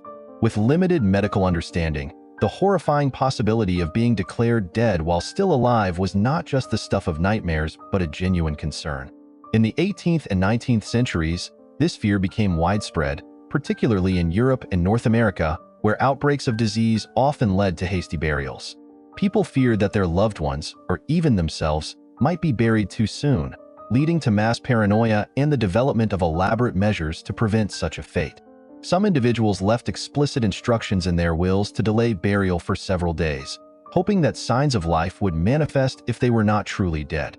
Others went so far as to request that their veins be severed, their hearts pierced, or their heads removed post-mortem, ensuring there would be no mistake. This paranoia led to the invention of safety coffins, designed to give the mistakenly buried a chance at survival. These coffins featured a variety of mechanisms, such as tubes for breathing, glass panels for observation, and even strings connected to bells above ground, allowing the buried individual to signal for help if they awoke in their grave. Historical cases of premature burial only fuel the terror. In 1705, Marjorie McCall, an Irish woman, was buried in a hurry due to an illness. Grave robbers, intent on stealing a valuable ring from her finger, dug up her grave, only to find her waking up as they attempted to cut her hand. She later returned home, shocking her family, who had already mourned her passing. In 1674, Madame Blunden's screams were heard from within her tomb, but by the time her coffin was opened, she had already suffocated. In 1937, a young Frenchman named Angelo Hayes suffered a severe head injury in a motorcycle accident and was declared dead. He was buried, but 2 days later, authorities exhumed his body for insurance verification, only to find that he was still alive, though unconscious. Modern cases, while rare, still occur. In 2011, a Russian woman named Fajiliu Mukhametzianov woke up in her coffin during her own funeral, surrounded by mourners, and immediately began screaming. The shock of the experience caused her to suffer another fatal heart attack, sealing her fate in the very moment of her escape. Literature, particularly Gothic horror, has long been fascinated with the horrors of being buried alive. Edgar Allan Poe, who himself was obsessed with the idea of premature burial, captured the full horror of taphophobia in his short story The Premature Burial, where a man, terrified of being mistakenly interred, takes every precaution possible only to experience the very fate he feared most. Bram Stoker's Dracula also plays with this terror as Lucy Westenra wakes up inside her coffin, her transformation into a vampire making her apparent death all the more disturbing. In modern cinema, films like Buried, 2010, bring this fear to life in excruciating detail, following a man trapped in a coffin, left alone in the suffocating darkness with only a lighter and a dying phone battery. The very idea taps into a primal fear, the absolute loss of control over one's fate, the unbearable suffocation, the slow realization that escape is impossible. Though medical science has nearly eradicated the possibility of premature burial today, the fear remains deeply ingrained in the human psyche. Even with advanced embalming techniques, brain death confirmation, and other fail-safes, people still occasionally experience taphophobia, especially those who suffer from claustrophobia or medical trauma. The thought of losing all autonomy, being trapped in the cold, unyielding earth, cut off from the world above, struggling for breath as time runs out. These fears remain as powerful today as they were centuries ago. The terror of premature burial is not just a historical anomaly but a timeless nightmare, one that continues to lurk in the deepest recesses of human imagination. Taphophobia was a very real concern in history, especially before modern medicine could reliably confirm death.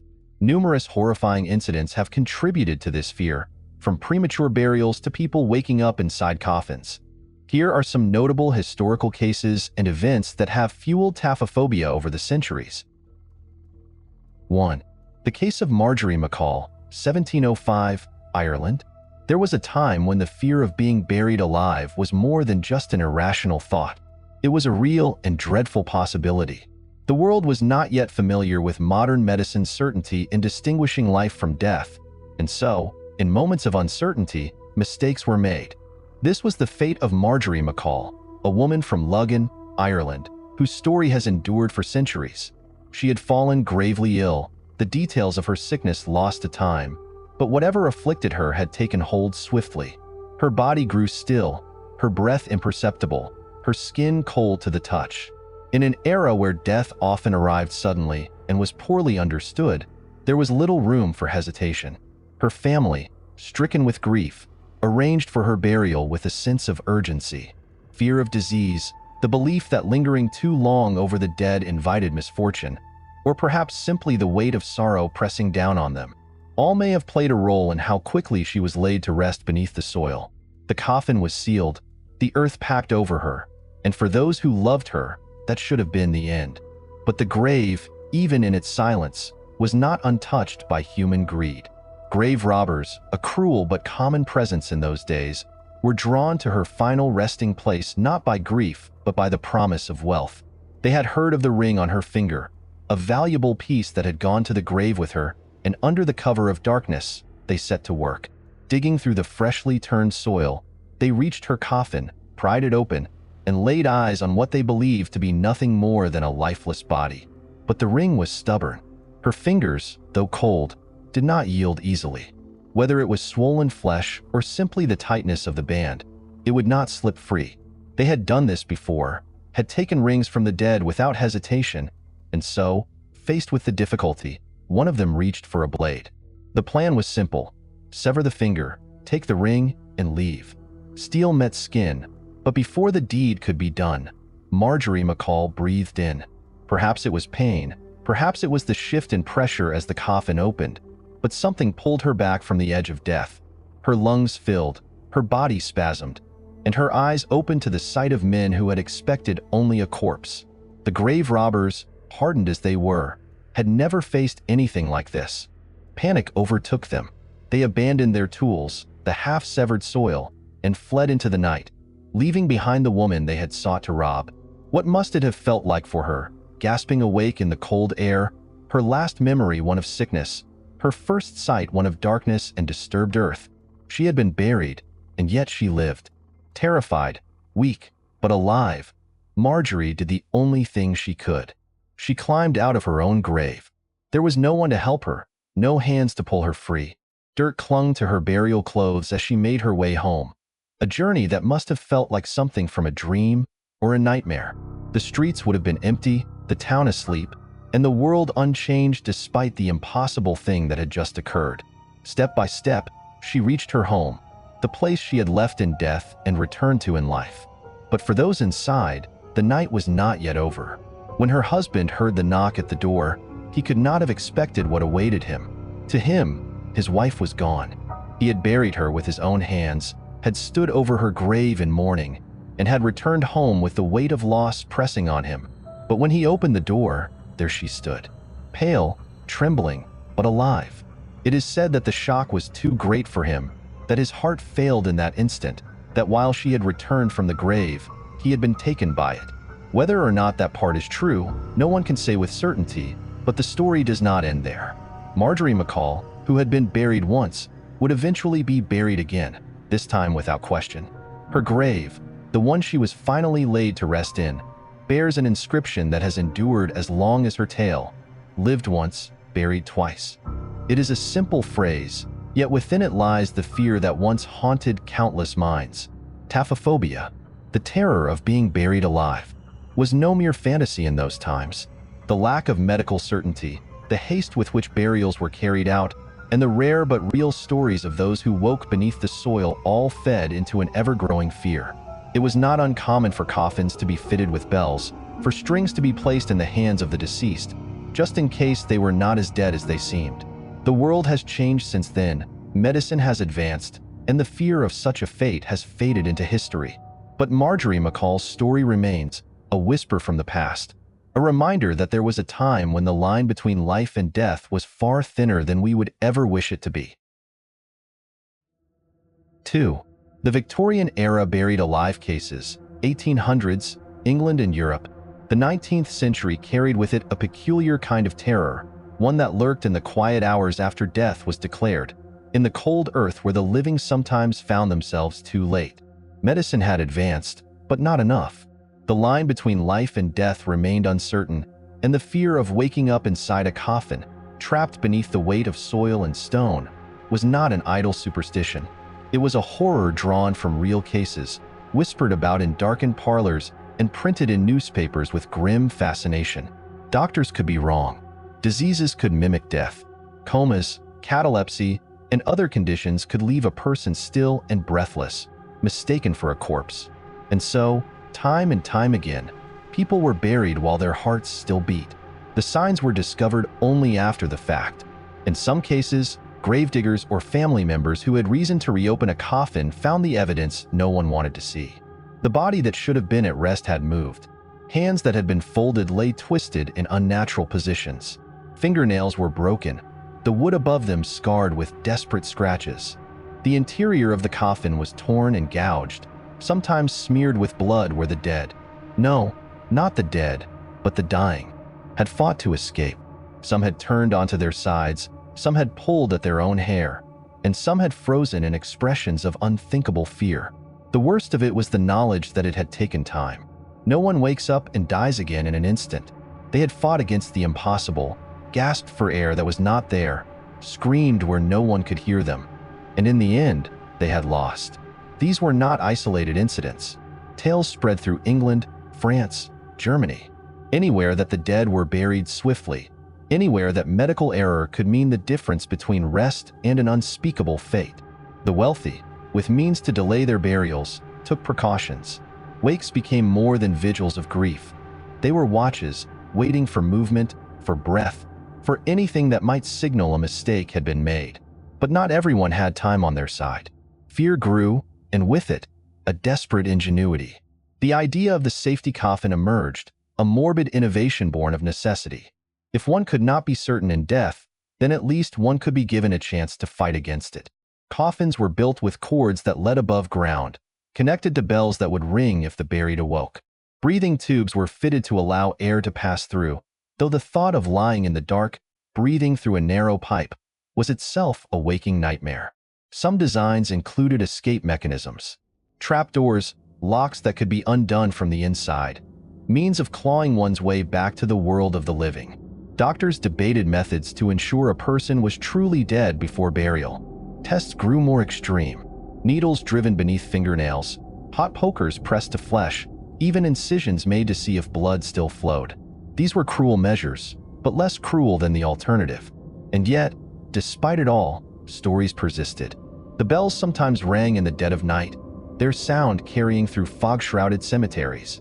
The few who were saved lived with the knowledge that they had been inches from an unimaginable fate. Others were not so lucky.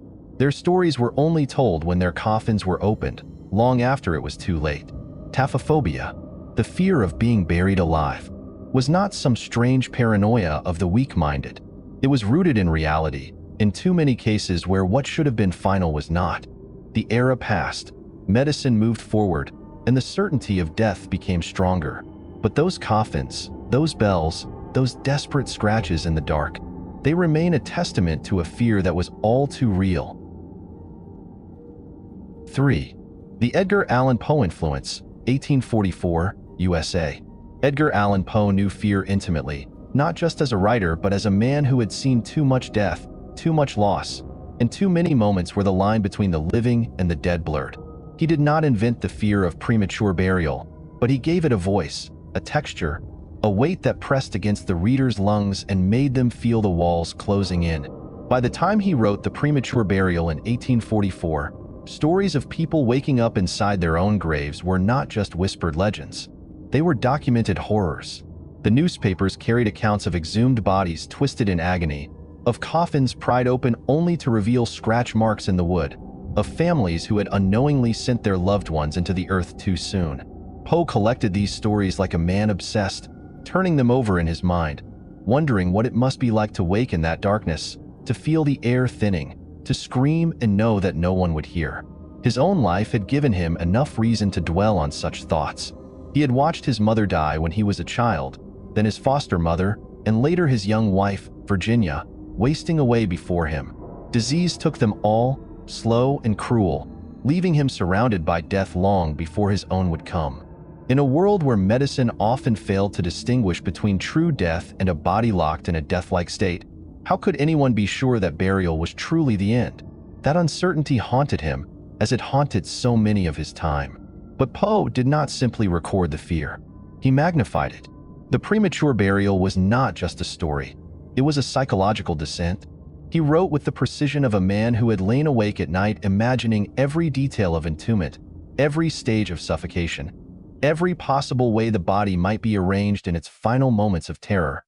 The confined space, the weight of the earth pressing down, the horror of movement being impossible. He made it all unbearably real.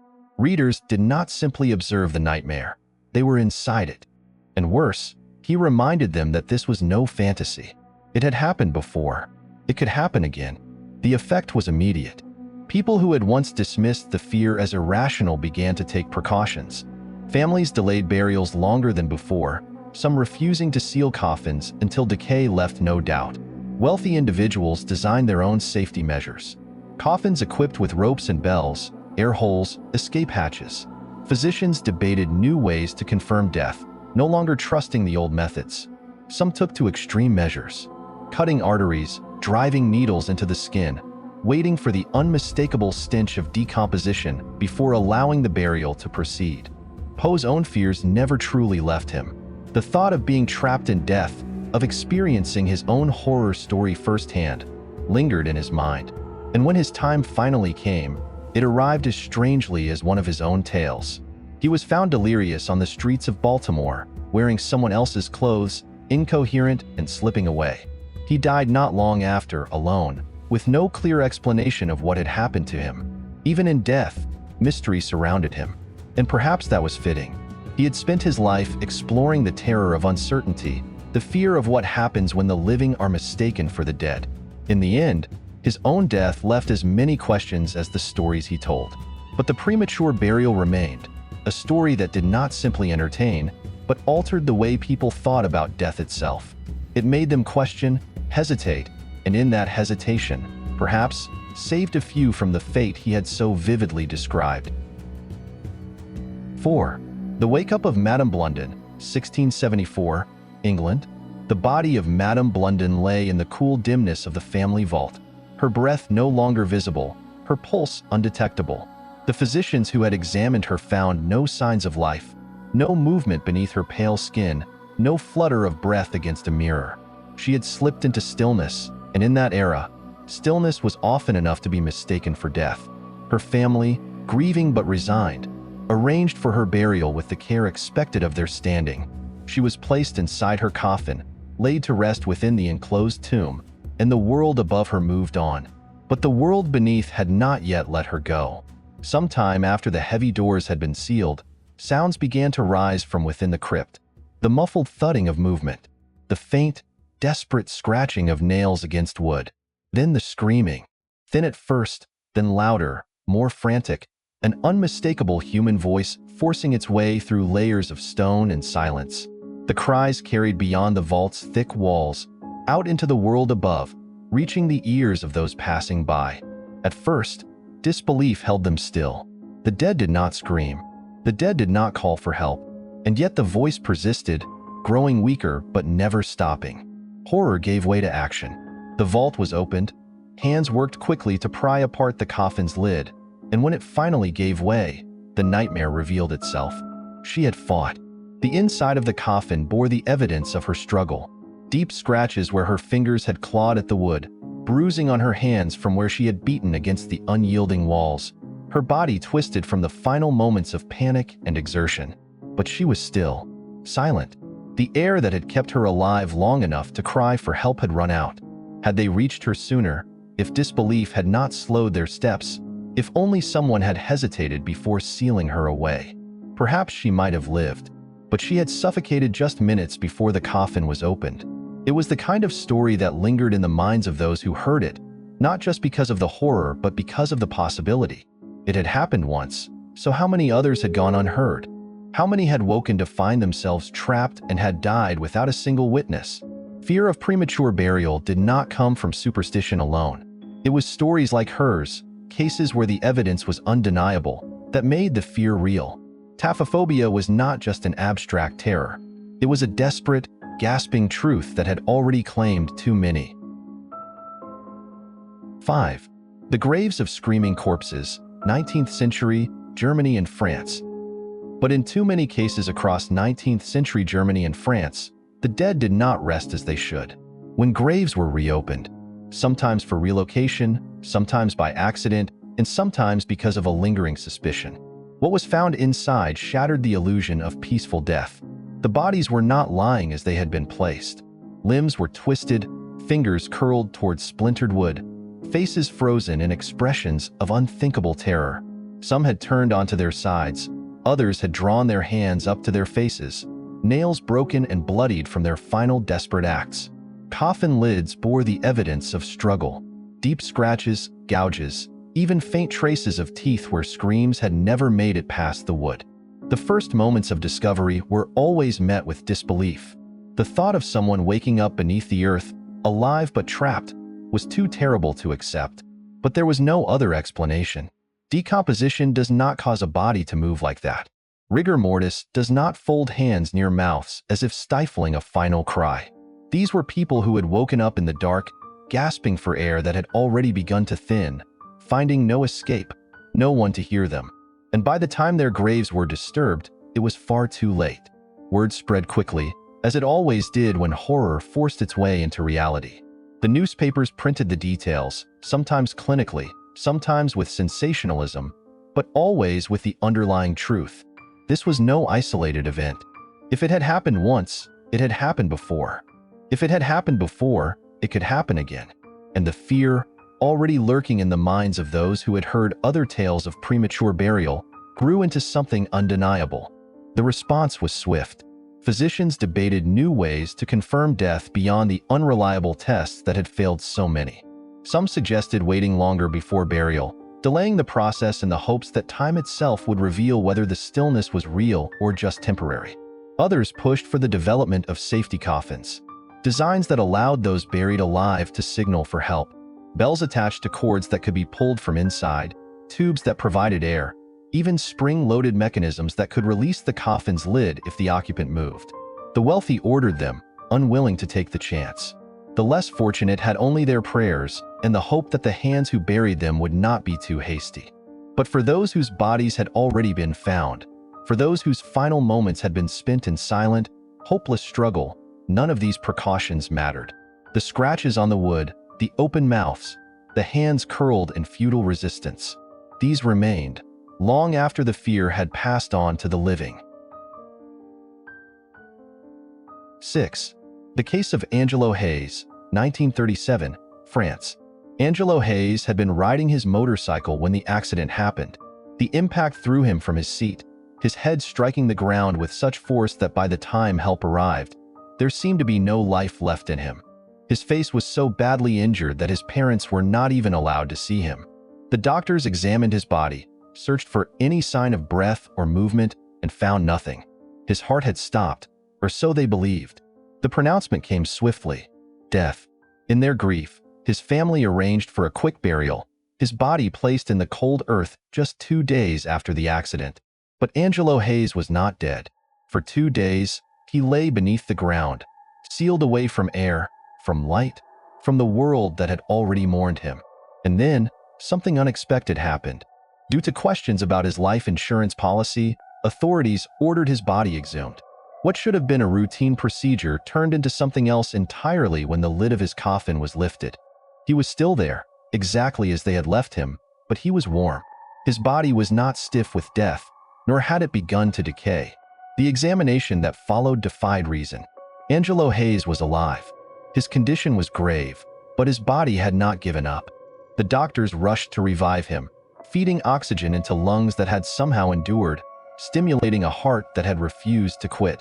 Slowly, over time, he regained consciousness. He had no memory of being buried, no recollection of what it was like to be trapped underground. His body had been in a state so deep that even medical professionals had mistaken it for death. And yet, he had survived.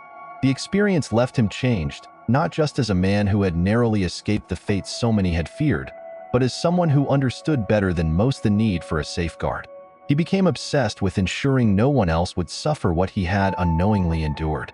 The idea of a coffin that could preserve life, not simply contain death, took hold in his mind. He designed a security coffin, one equipped with oxygen tanks, a means of escape, and even a small food supply. It was a coffin meant not to trap, but to protect. His story spread, not just as a cautionary tale, but as proof that even in the modern world, mistakes could still be made. People who had dismissed the fear of premature burial as a relic of the past were forced to reconsider. Taphophobia was not some baseless terror. It was real, and Angelo Hayes was living proof of just how close the mistake could be. 7. The taphophobia epidemic of the 1800s. The 19th century was an age of progress, of industrial revolutions, medical advancements, and scientific discoveries. But it was also an age of uncertainty, and nothing embodied that uncertainty more than the growing fear that death was not always what it seemed. Reports of exhumed bodies found in unnatural positions, stories of people waking in their coffins, and the chilling evidence of scratches on the insides of lids had spread like wildfire. Each new case only added fuel to the fear, and soon, taphophobia was no longer an individual terror. It had become an epidemic. The wealthy, always eager to control even the circumstances of their deaths, began leaving instructions in their wills, desperate to ensure they would not be buried before their time. Some simply requested that their bodies remain above ground for several days, believing that decay itself was the only indisputable sign of death. Others were more drastic. Physicians were ordered to stab their corpses through the heart, ensuring no heartbeat remained. Some requested decapitation, the ultimate guarantee that no mistake had been made. There were even those who demanded their veins be opened, their bodies burned, or their flesh cut open just to be certain. Doctors, too, began questioning the reliability of their own methods. Death was not always immediate. There were conditions that mimicked it so closely that even the most skilled physicians struggled to tell the difference. Cases of catalepsy, deep comas, and states of suspended animation were no longer seen as rare anomalies, but as very real threats. And so, medical tests became more extreme. Some doctors stuck needles beneath fingernails, sliced into the skin, or poured boiling water onto limbs to check for a reaction. Others devised their own gruesome assurances. One French doctor suggested inserting a long rod into the corpse's heart and leaving it there, just in case. The funeral industry adapted. Special waiting mortuaries were built in parts of Europe, grand halls where bodies were left under watchful eyes for days, bells tied to their fingers so that even the smallest twitch might signal life. These mortuaries, however, became something else entirely. Places of eerie silence, of bodies in limbo, of families waiting in quiet dread for movement that would either come or never come. The safety coffin industry flourished. Elaborate designs emerged, from simple air tubes and bells to full escape mechanisms with latches that could be opened from the inside. Some coffins included feeding tubes, others had glass panels so mourners could see decomposition for themselves. Wealthy families paid exorbitant amounts for these precautions, but the poor had no such luxuries. Their burials were swift, their fates left to chance. This fear was not just paranoia.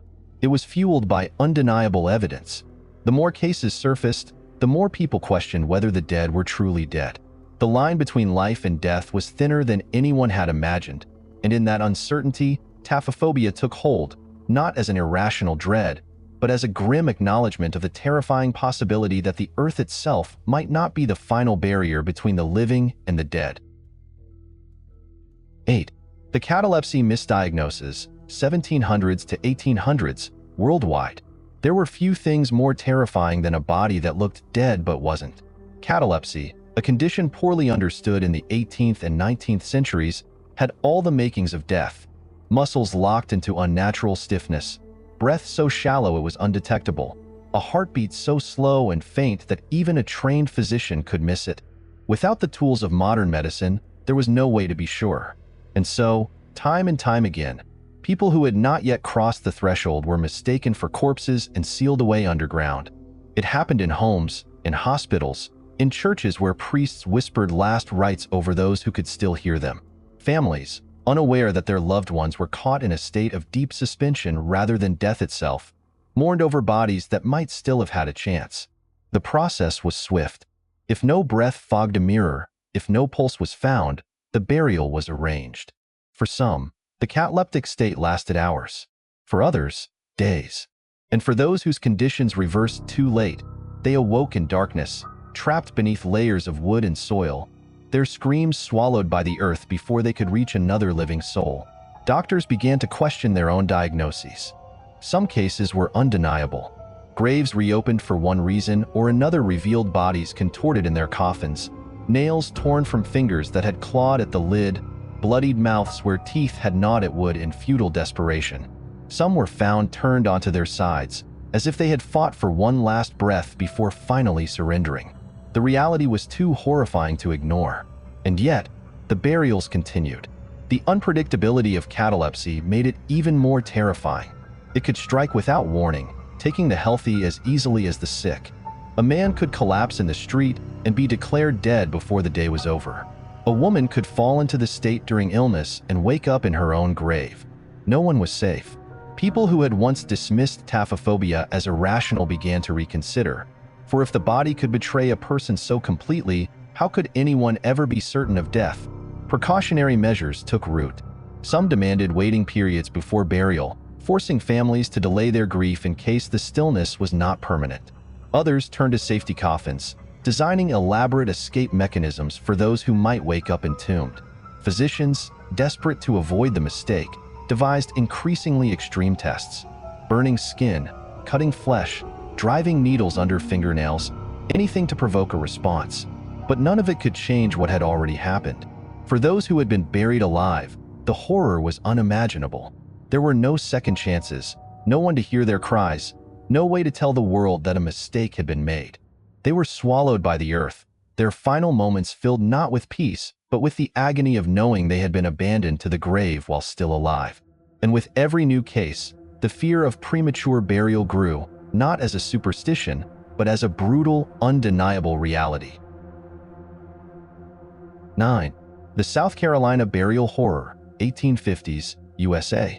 She had fallen ill suddenly, the fever taking hold so quickly that no one was surprised when she slipped into stillness. The family mourned, but there was nothing to be done. The physicians confirmed it. Her pulse had vanished, her breath was gone, her body was cool to the touch. Death had come, and so they followed tradition. She was placed in the family tomb, the heavy stone door sealed behind her. There was grief, of course, but there was also finality. She was gone.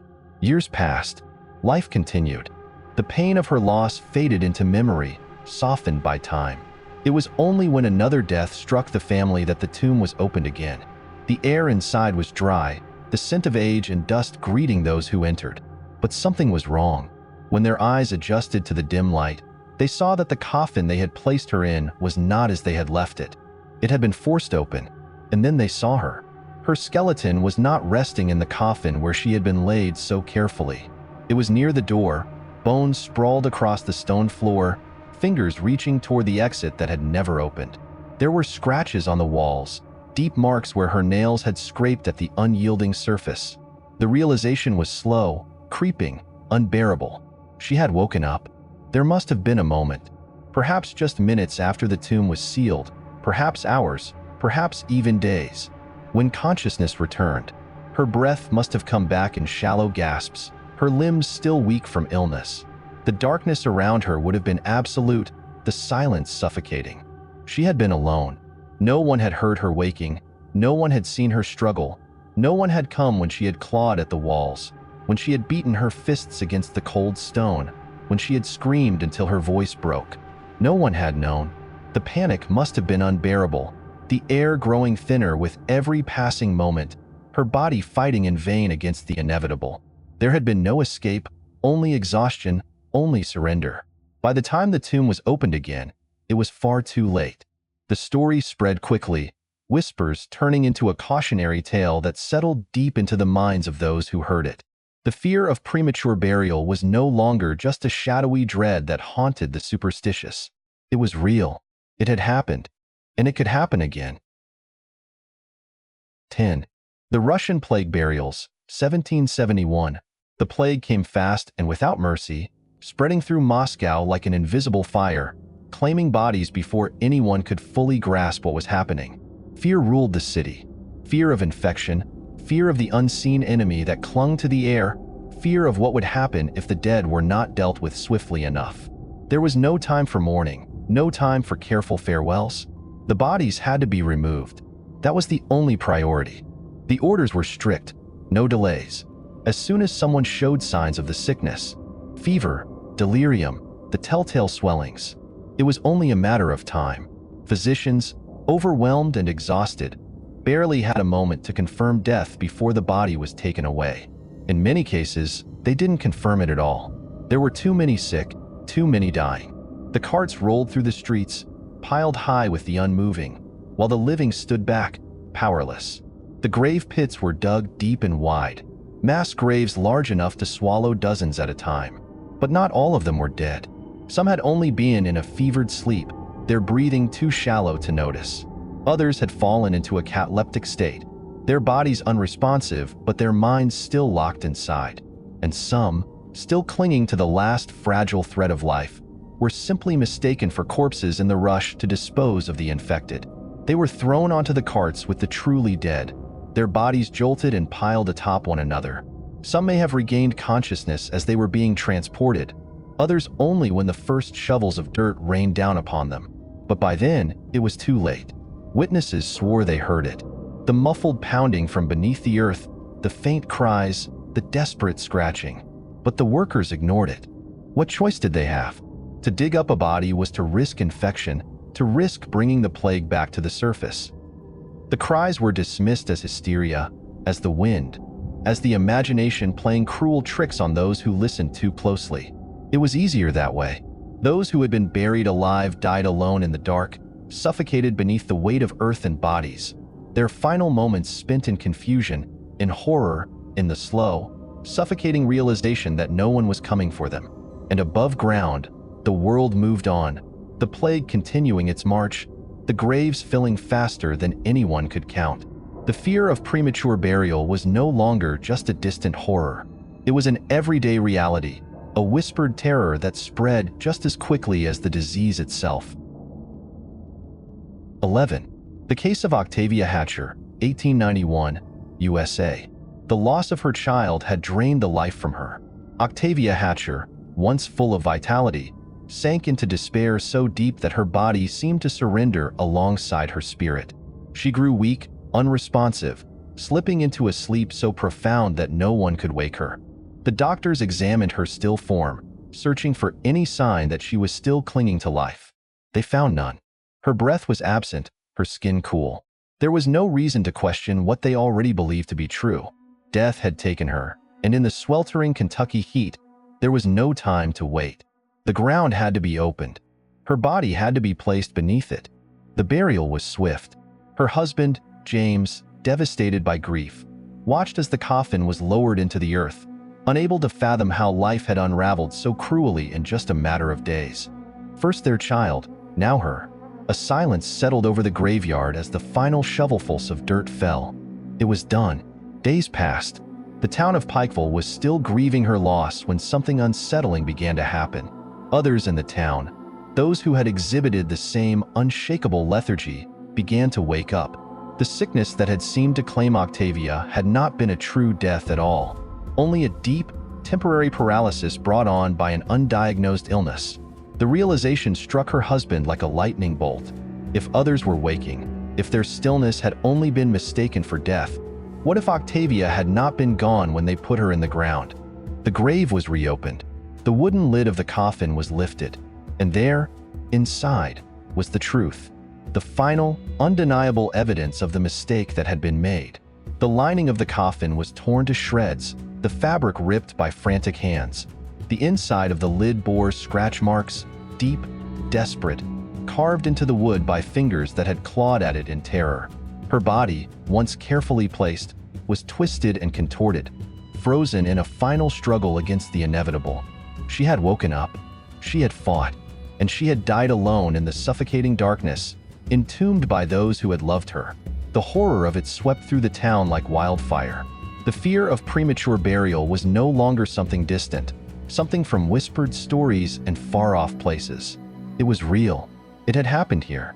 A monument was erected for her, but no stone or statue could erase what had been done, what had been suffered. And with every grave that was dug afterward, with every body laid to rest, the question lingered in the minds of those left behind. What if they weren't truly gone? What if the ground was swallowing the living along with the dead? 12. The cholera epidemic burials, 1800s, Europe and USA. Cholera came without warning, striking suddenly and without mercy. One moment, a person was fine, going about their day, and the next, they were doubled over in agony, their body betraying them with violent convulsions and unrelenting sickness. It moved fast, leaving little time for families to process what was happening. The victim's skin grew cold, their breathing slowed to near nothing, and in many cases, it seemed as though life had slipped away entirely. There was no waiting, no second opinions. The fear of contagion loomed over every decision, and the only way to stop the spread was to remove the dead as quickly as possible. Physicians, overwhelmed by the sheer number of the dying, had no choice but to make hasty pronouncements. Families, devastated and terrified, barely had time to grieve before their loved ones were taken away. Bodies were wrapped and placed in coffins within hours. The dirt swallowed them before anyone had time to question if what they had witnessed was truly death or something that only appeared to be. But cholera was deceptive. It could slow the heart to the point of near imperceptibility, steal away movement until even the keenest observer would swear the body was lifeless. Some who had only fainted, their pulses weak but still present, were lowered into the earth while their minds remained trapped inside unresponsive bodies. Others, slipping into a coma from dehydration and exhaustion, were unable to wake before being sealed inside their coffins. Days, weeks, sometimes even years later, some of these graves were opened, whether to move bodies, make room for new burials, or simply by accident. And when the coffins were unsealed, the truth clawed its way back to the surface. Lids were found splintered from the inside, wood bearing the unmistakable signs of struggle. Scratch marks, desperate and deep, lined the interiors. The bodies themselves were twisted in unnatural positions, faces frozen in horror, mouths open as if screaming, lungs long since emptied of breath. Word spread quickly. Whispers turned to fear, fear turned to horror. It wasn't just one or two isolated cases. It had happened again and again, in cities and towns where the sick had been buried in haste, where the need to control the epidemic had overshadowed the possibility that some were not truly dead. The knowledge that countless people had spent their final moments awake beneath the ground sent a collective shudder through society. It was this realization that fueled the paranoia of premature burial in the 19th century, driving people to demand safeguards against the possibility of being buried alive. Safety coffins were designed with escape hatches and bells. Mausoleums were constructed with built-in breathing tubes, and many left instructions in their wills for their bodies to be watched for days before burial. The fear was not imagined. It was real, built on the grim evidence unearthed from the very graves that were supposed to bring peace. The epidemic had taken countless lives, but for some, it had not been the disease that killed them. It had been the earth itself, swallowing them before their time. 13. The Haitian zombie legend, 20th century, Haiti. In the rural villages of Haiti, whispers of the dead walking among the living were more than just stories. They were warnings. It was said that some never truly died, that their bodies were stolen from them before their souls could leave, that a person could be declared dead, buried, and yet still wake up beneath the earth, not as themselves, but as something hollow. This was no ordinary fear of premature burial. This was something worse. The belief in zombies was not born from superstition alone, but from real stories of people who had been seen alive long after they were mourned and laid to rest. The roots of these tales ran deep in voodoo, where it was believed that a bakar, a sorcerer skilled in both healing and harm, could bring back the dead, not in the sense of resurrection, but in a state of enslavement. The process was said to begin long before the burial itself. A poison, often derived from the pufferfish, could slow the body's functions to such a degree that even an experienced physician might mistake the victim for dead. Their breathing would be imperceptible, their heartbeat undetectable. Family members, seeing no sign of life, would do what was expected: prepare the body for burial, lower it into the ground, and cover it with earth. But the grave was not the end. The bakar would return under the cover of night, unearthing the body before the final grasp of death could take hold. The victim would wake in confusion, their mind clouded, their will no longer their own. Whether through the lingering effects of the poison or the psychological trauma of burial, they would exist in a state of quiet obedience, detached from who they once were.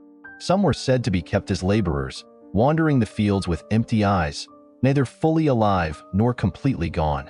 Others, if they ever found their way back to the people who once knew them, were met with horror rather than recognition. For those who believed, the implications were terrifying. Death was supposed to be final, but this was something worse than dying. It was being trapped in a state where the body lived, but the soul did not. Even those who doubted the supernatural elements of the stories could not deny that people had been declared dead, buried, and later found alive. If it had happened once, it could happen again. The fear of waking up in a coffin had long been a source of nightmares across the world, but in Haiti, it was tangled with something even deeper. A fear not just of being buried alive, but of being taken, of losing the very thing that made someone who they were. It was not just about suffocation in the dark, but of waking up and realizing that even escape would not mean freedom. 14. The London Underground Disaster, 1943, England. The sirens came first, wailing through the night, piercing through the low hum of voices and hurried footsteps. London had learned to live with the sound, had trained itself to respond without hesitation. When the air raid warnings screamed, people ran for shelter, knowing that hesitation could mean death. Bethnal Green Underground Station, like so many others, had become a refuge, a place where families huddled together beneath layers of concrete, hoping the walls would hold while the city above was torn apart. It started with a woman and her child, making their way down the stairs as the crowd pressed in from behind. The station's entrance was dim, the only light coming from a single, weak bulb, casting long, uncertain shadows over the descending figures. The steps were wet from the rain outside, slick beneath hurried feet. One misstep, a stumble, a sudden loss of balance, and she fell forward. The movement rippled through the tightly packed crowd like a wave, bodies pressing into each other, momentum carrying them downward. Someone behind her tripped over her fallen form, then another, until the stairs were no longer a passage but a trap, filled with panicked, writhing bodies. The pressure built quickly. Those at the top had no idea what was happening below and kept moving forward, unaware that they were pushing people into a crush that had no escape. The ones already caught in the pile struggled against the weight pressing down on them, their breaths coming in short, frantic gasps. Arms flailed, fingers clawed at whatever they could grasp. Coats, railings, the stone beneath them. But the more they fought, the tighter the space became. Some were pressed so hard against the ground that their ribs could no longer expand. Others, unable to move their arms, could do nothing but wait for the moment when the air was finally squeezed out of their lungs. The cries of those trapped filled the stairwell, but above, the sounds of sirens and rushing footsteps drowned them out. It was not a slow suffocation in a coffin beneath the earth, but it was suffocation all the same. Entombed beneath the weight of the living, buried in a mass of bodies with no way out. Even those who survived the crush spoke of the horror that settled deep in their bones, the realization of how quickly life could be taken, not by bombs or fire, but by the simple, uncontrollable force of fear. By the time rescuers were able to pull people free, it was too late for many. Bodies lay in unnatural positions, faces frozen in terror. The official count later put the death toll at 173, but numbers could never fully capture what had happened in those minutes of panic. For those who had been there, it was something that never left them. The memory of being trapped, the pressure of bodies pressing in, the knowledge that, for a moment, they had felt what it was to be buried alive. 15. The live cremation of Fagiliu Mukametzianov, 2011, Russia. The room was filled with low murmurs, the kind of hushed voices people use when speaking in the presence of death. Mourners stood around the open coffin, their expressions solemn, their prayers soft. They had gathered to say their final goodbyes to Fagiliu Mukametzianov, who, according to the doctors, had suffered a fatal heart attack. Her body had been dressed, arranged carefully in the coffin, hands folded, face serene. Her husband, devastated by the loss, stood among them, barely able to process that she was gone. Then, from inside the coffin, there was movement. A sudden, desperate gasp shattered the stillness. Her eyes flew open, darting around the room in wild confusion. She tried to sit up, but the restrictive space of the coffin pressed in around her. Realization hit her all at once. She had been buried alive. The walls of the wooden box, the faces of the mourners now frozen in shock, the weight of the funeral itself. It all crashed into her in a single horrifying moment. A scream tore from her throat, a sound so raw and panicked that it sent waves of terror through the room. The mourners recoiled, unable to comprehend what they were witnessing.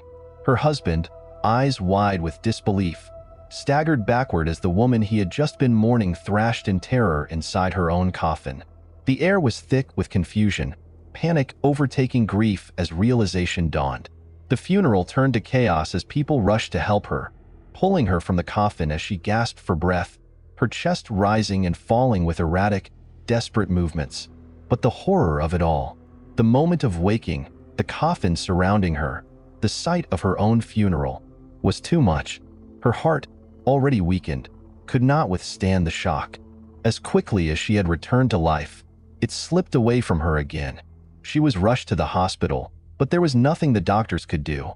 The fear that had gripped her in those few moments had done what the first heart attack had not. The second one was fatal. This time, there was no mistake. Fagiliu Mukametzianov was truly gone.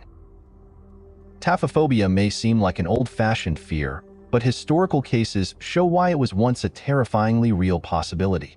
Even today, the idea of waking up buried underground is a nightmare scenario for many. Here are some movies that have strong taphophobia-inducing elements. Let's talk about The Nun, 2018, a film that leans into gothic horror with eerie monasteries, dark hallways, and an overwhelming sense of something lurking just beyond the shadows. While the film primarily revolves around supernatural terror, one of its most unnerving moments taps into something far more primal: the fear of being buried alive. There's something uniquely horrifying about the idea of waking up in total darkness, feeling the weight of the earth pressing down, realizing that no one knows you're down there. It's not just about death. It's about the slow, creeping horror of knowing you're alive, but completely powerless. In The Nun, when Maurice, Frenchie, discovers Sister Irene trapped in a coffin beneath the earth, it's not just a moment of shock. It's suffocating. For a few terrible moments, she is nothing more than a heartbeat in the darkness, her screams muffled by the heavy wooden lid. The terror of this scene doesn't just come from the supernatural forces at play. It comes from the sheer helplessness of it. No amount of struggling can move the walls pressing in. No amount of rational thought can calm the rising panic. This is not just about ghosts or demons. This is about the horrifying reality that, throughout history, people have actually experienced this nightmare. The scene taps into something deeper than a ghost story. It drags out a historical and psychological fear that has haunted humanity for centuries. Taphophobia was once so widespread that people designed safety coffins with bells and breathing tubes, just in case they were declared dead prematurely. The Nun doesn't need to explain this fear in words because the visuals do all the work. The clawing at the coffin lid, the rapid, panicked breaths, the realization that space is running out. These moments mirror real-life historical cases of people found exhumed with their fingers bloodied from trying to escape. The film doesn't need to show Irene's entire psychological unraveling in that moment because the fear is universal. It's not just about the supernatural horror anymore. It's about something that could happen to anyone, something that has happened to people before. And then there's the contrast, the moment of rescue. When the lid is finally ripped open, when fresh air floods in, it's more than just relief.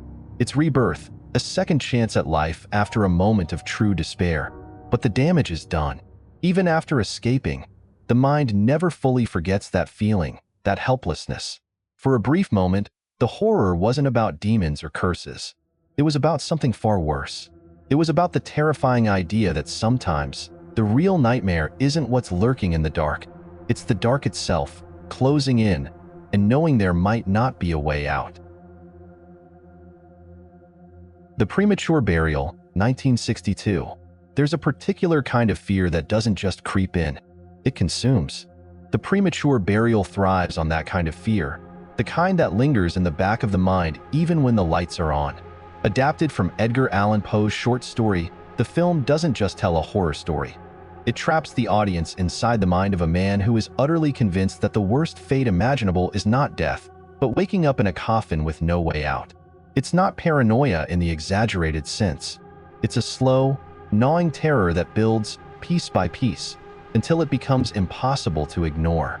Guy Carroll, the film's protagonist, isn't just afraid of being buried alive. He is consumed by it. It dictates how he lives, how he builds his home, how he interacts with the world around him. He isn't a man simply haunted by nightmares. He is a man preparing for what he believes is inevitable. His fear is rooted in something that feels disturbingly real, a time when medical science wasn't precise, when stories of exhumed bodies found with claw marks on the inside of their coffins weren't just ghost stories but possible truths. The film makes sure the audience understands that this isn't an irrational fear plucked from nowhere. This is something that has happened before, and that makes it far worse. What The Premature Burial does so well is the way it slowly tightens its grip. Guy's obsession begins as a thought, a concern, but then it becomes a fixation.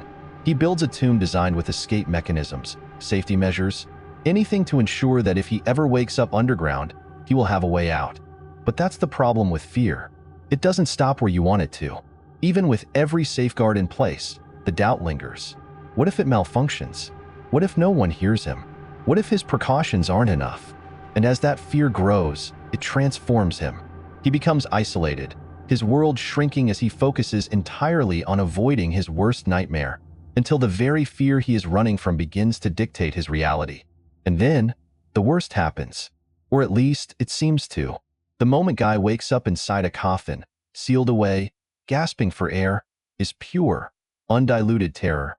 The walls are close, the weight of the earth above pressing down, his own screams bouncing back at him.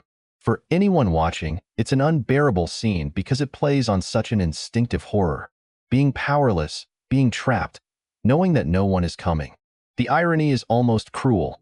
All his efforts to avoid this fate led him straight into it. It's the kind of moment that makes you want to take a deep breath just to remind yourself that you can. But the real horror of The Premature Burial isn't just in the physical entrapment. It's in the mind. Because even when the coffin is opened, even when the fresh air rushes in, something inside him is already lost. Fear doesn't just disappear once you face it. Sometimes it lingers, changes you, makes you see the world differently. And by the time the film reaches its conclusion, it's clear that the real burial wasn't physical at all. It was mental, emotional, a slow suffocation of self, long before the coffin was ever closed. Edgar Allan Poe's The Black Cat. There's something about The Black Cat that makes it linger long after the credits roll.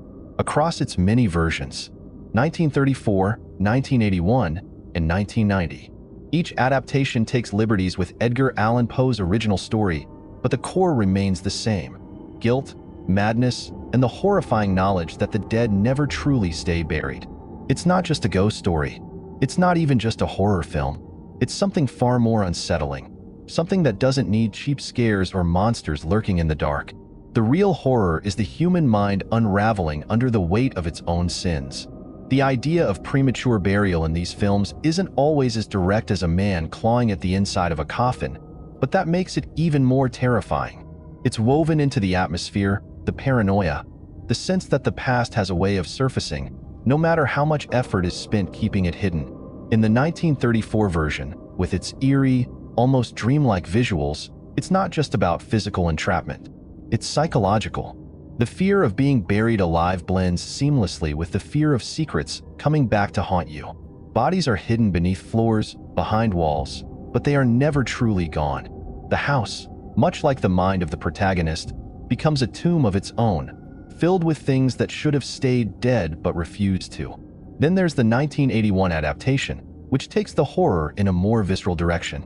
The brutality is raw, unfiltered, and the fear of entrapment is no longer just metaphorical. It's real, tangible. Here, the act of being buried alive isn't just a concept lurking in the background.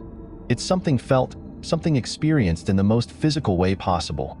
The suffocation isn't just in the dirt pressing down. It's in the weight of past actions, in the slow, creeping realization that the worst punishment isn't death, but knowing that you will never escape what you've done. By the time the 1990 version rolls around, the theme has evolved yet again. This time, the fear is quieter, but no less disturbing. It's the kind of horror that doesn't announce itself with loud scares, but instead settles in the back of your mind like an unwanted thought that refuses to go away. Taphophobia, this primal, suffocating fear, exists here not just in the literal sense, but in the idea of being trapped in a reality you can't change, in a guilt you can't undo. The walls close in, whether real or imagined, and the result is the same. What the Black Cat understands, across all its versions, is that true horror doesn't come from what's seen. It's what's hidden, what's buried, whether under the floorboards, inside the mind, or in a past that refuses to stay there. And when it finally resurfaces, as it always does, there is no escape. Kill Bill, Volume 2, 2004. There's a moment in Kill Bill, Volume 2 that goes beyond action, beyond revenge, beyond even survival. It's the kind of scene that lingers, not because of flashy effects or dramatic monologues, but because it taps into something primal, something that makes the breath catch in your throat and your muscles tense even though you know it's just a film. The bride, beaten, bloodied, and barely conscious, is shoved into a wooden coffin, the lid nailed shut, and buried deep underground. There's no dramatic escape waiting for her. No easy way out, just darkness, silence, and the crushing weight of the earth above her. Tarantino doesn't just show the horror of being buried alive, he makes you feel it. The sound design alone is suffocating. The way the dirt hits the coffin, the dull thud of the nails being hammered in, the creak of the wood as it strains under the pressure. Everything is designed to make the moment as unbearable as possible. There's no music, no cutaway to the outside world. Just the bride's ragged breathing and the claustrophobic blackness pressing in on all sides. This isn't just about fear. It's about control, or the complete loss of it. The world is reduced to a single wooden box, and there is no help coming. But Kill Bill isn't a film about helplessness. It's about sheer, unrelenting willpower, and that's what makes this scene so powerful. The bride doesn't scream for help. She doesn't panic. She does what she was trained to do. Using techniques taught to her by the brutal yet wise Pai Mei, she channels every ounce of strength into a series of precise, controlled strikes, breaking the wood inch by inch until there's just enough space to claw her way out. The moment she breaches the surface, gasping for air as she emerges from the grave, it's not just a physical victory. It's a rejection of death itself. Taphophobia lingers in the scene, but it's not the sole focus. It's less about the fear of being buried alive and more about what a person does when confronted with absolute hopelessness. Most would succumb. Most would let fear take over. The bride doesn't. The film doesn't just explore the horror of being trapped. It turns it into a test, a moment of transformation. When she walks away, covered in dirt but very much alive, it's not just an escape. It's a rebirth, a reminder that she will not stop, no matter how many times the world tries to bury her. The Serpent and the Rainbow, 1988. Buried alive. It's a fear so universal that it doesn't even need embellishment. The idea alone is enough to make the skin crawl. The Serpent and the Rainbow doesn't just play with that fear. It drags you into it, suffocates you with it, and makes you question whether you'll ever feel safe again. This isn't some ghost story or a slasher flick with cheap jump scares. This is something far more insidious. It's about losing control, about the thin line between life and death, and about what happens when that line is erased entirely. The film follows anthropologist Dennis Allen, played by Bill Pullman, as he travels to Haiti in search of a mysterious powder rumored to turn people into the living dead. But this isn't some cartoonish zombie outbreak. This is rooted in real-world voodoo practices, in something disturbingly plausible. The deeper Allen digs, the more he realizes that this isn't just about science or superstition. It's about power. The kind of power that doesn't just kill you, but makes you wish you were dead. The burial scene is the film's cruelest trick. Allen, drugged and paralyzed, is buried alive in a tight, claustrophobic coffin. He's not unconscious. He's not dead. He's fully aware of everything happening to him, but his body refuses to respond. He can hear the dirt being shoveled over him, feel the weight of the earth pressing down, sense the air growing thinner with every passing second. This isn't just fear. This is a nightmare from which he can't wake up. The camera lingers in that coffin, trapping the audience with him. There's no music swelling in the background to offer comfort, just silence, darkness, and the horrifying realization that this might be the end. But The Serpent and the Rainbow doesn't just use taphophobia as a passing horror trope. It ties it to something much deeper, an existential loss of self. Allen isn't just physically buried. He's buried in the sense that his agency, his identity, his very existence is being erased. He is being made into something less than human. The horror isn't just about suffocation or the inability to escape. It's about being trapped in a state between life and death, about being forgotten, discarded, and turned into something unrecognizable. This is what makes the film so unsettling. It doesn't rely on the supernatural in the way most horror movies do. It makes you believe that what you're seeing could happen, that this kind of power exists, that maybe, just maybe, there's something worse than death. And when Allen finally escapes, if escape is even the right word, he doesn't just crawl back to the world of the living. He carries the horror with him, and so does the audience. Because once you've been in that coffin, even as a spectator, you never really leave it. The Autopsy of Jane Doe, 2016. There's something unsettling about the stillness of a corpse. In The Autopsy of Jane Doe, that stillness becomes a slow-burning terror, a presence that seeps into the air like something waiting to wake up. It starts with something simple, a body that shouldn't be here, found in a place where it shouldn't exist, with no clear cause of death. A father and son, both coroners, are tasked with unraveling the mystery. But as they begin their work, it becomes painfully clear that the body on their table is keeping its own secrets. The film is suffocating, not in the way most horror movies are, but in the way that silence can be.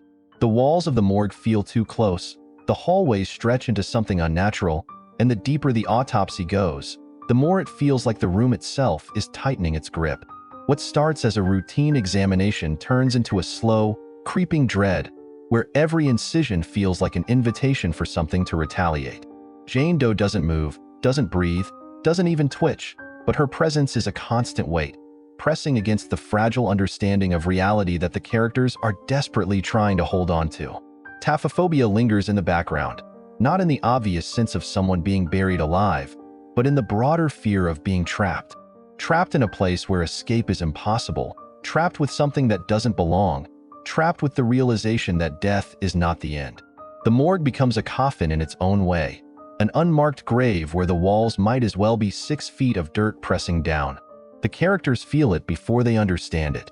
That deep, primal panic that tells them they need to get out, even though there's nowhere to go. The brilliance of The Autopsy of Jane Doe is that it doesn't rely on cheap scares. It doesn't need Jane Doe to suddenly sit up or scream. The horror is in her complete and utter stillness, in the way the character's fear builds without a single confirmation that she's actually alive. But isn't that what makes it worse? The idea that she might be. That something beneath the surface is aware. That the body is watching without eyes, listening without ears, waiting without movement. The father and son are trapped, not just physically but mentally, unable to comprehend the rules of the nightmare they've stepped into. As the film unfolds, the morgue turns from a place of science into a place of suffering.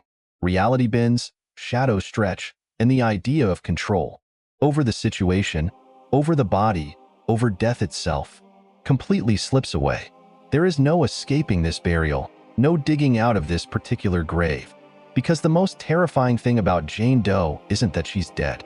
It's that, in some way, she never really was. And that brings us to the end of this deep dive into the fears that press in from all sides. The ones that trap us, bury us, and refuse to let go.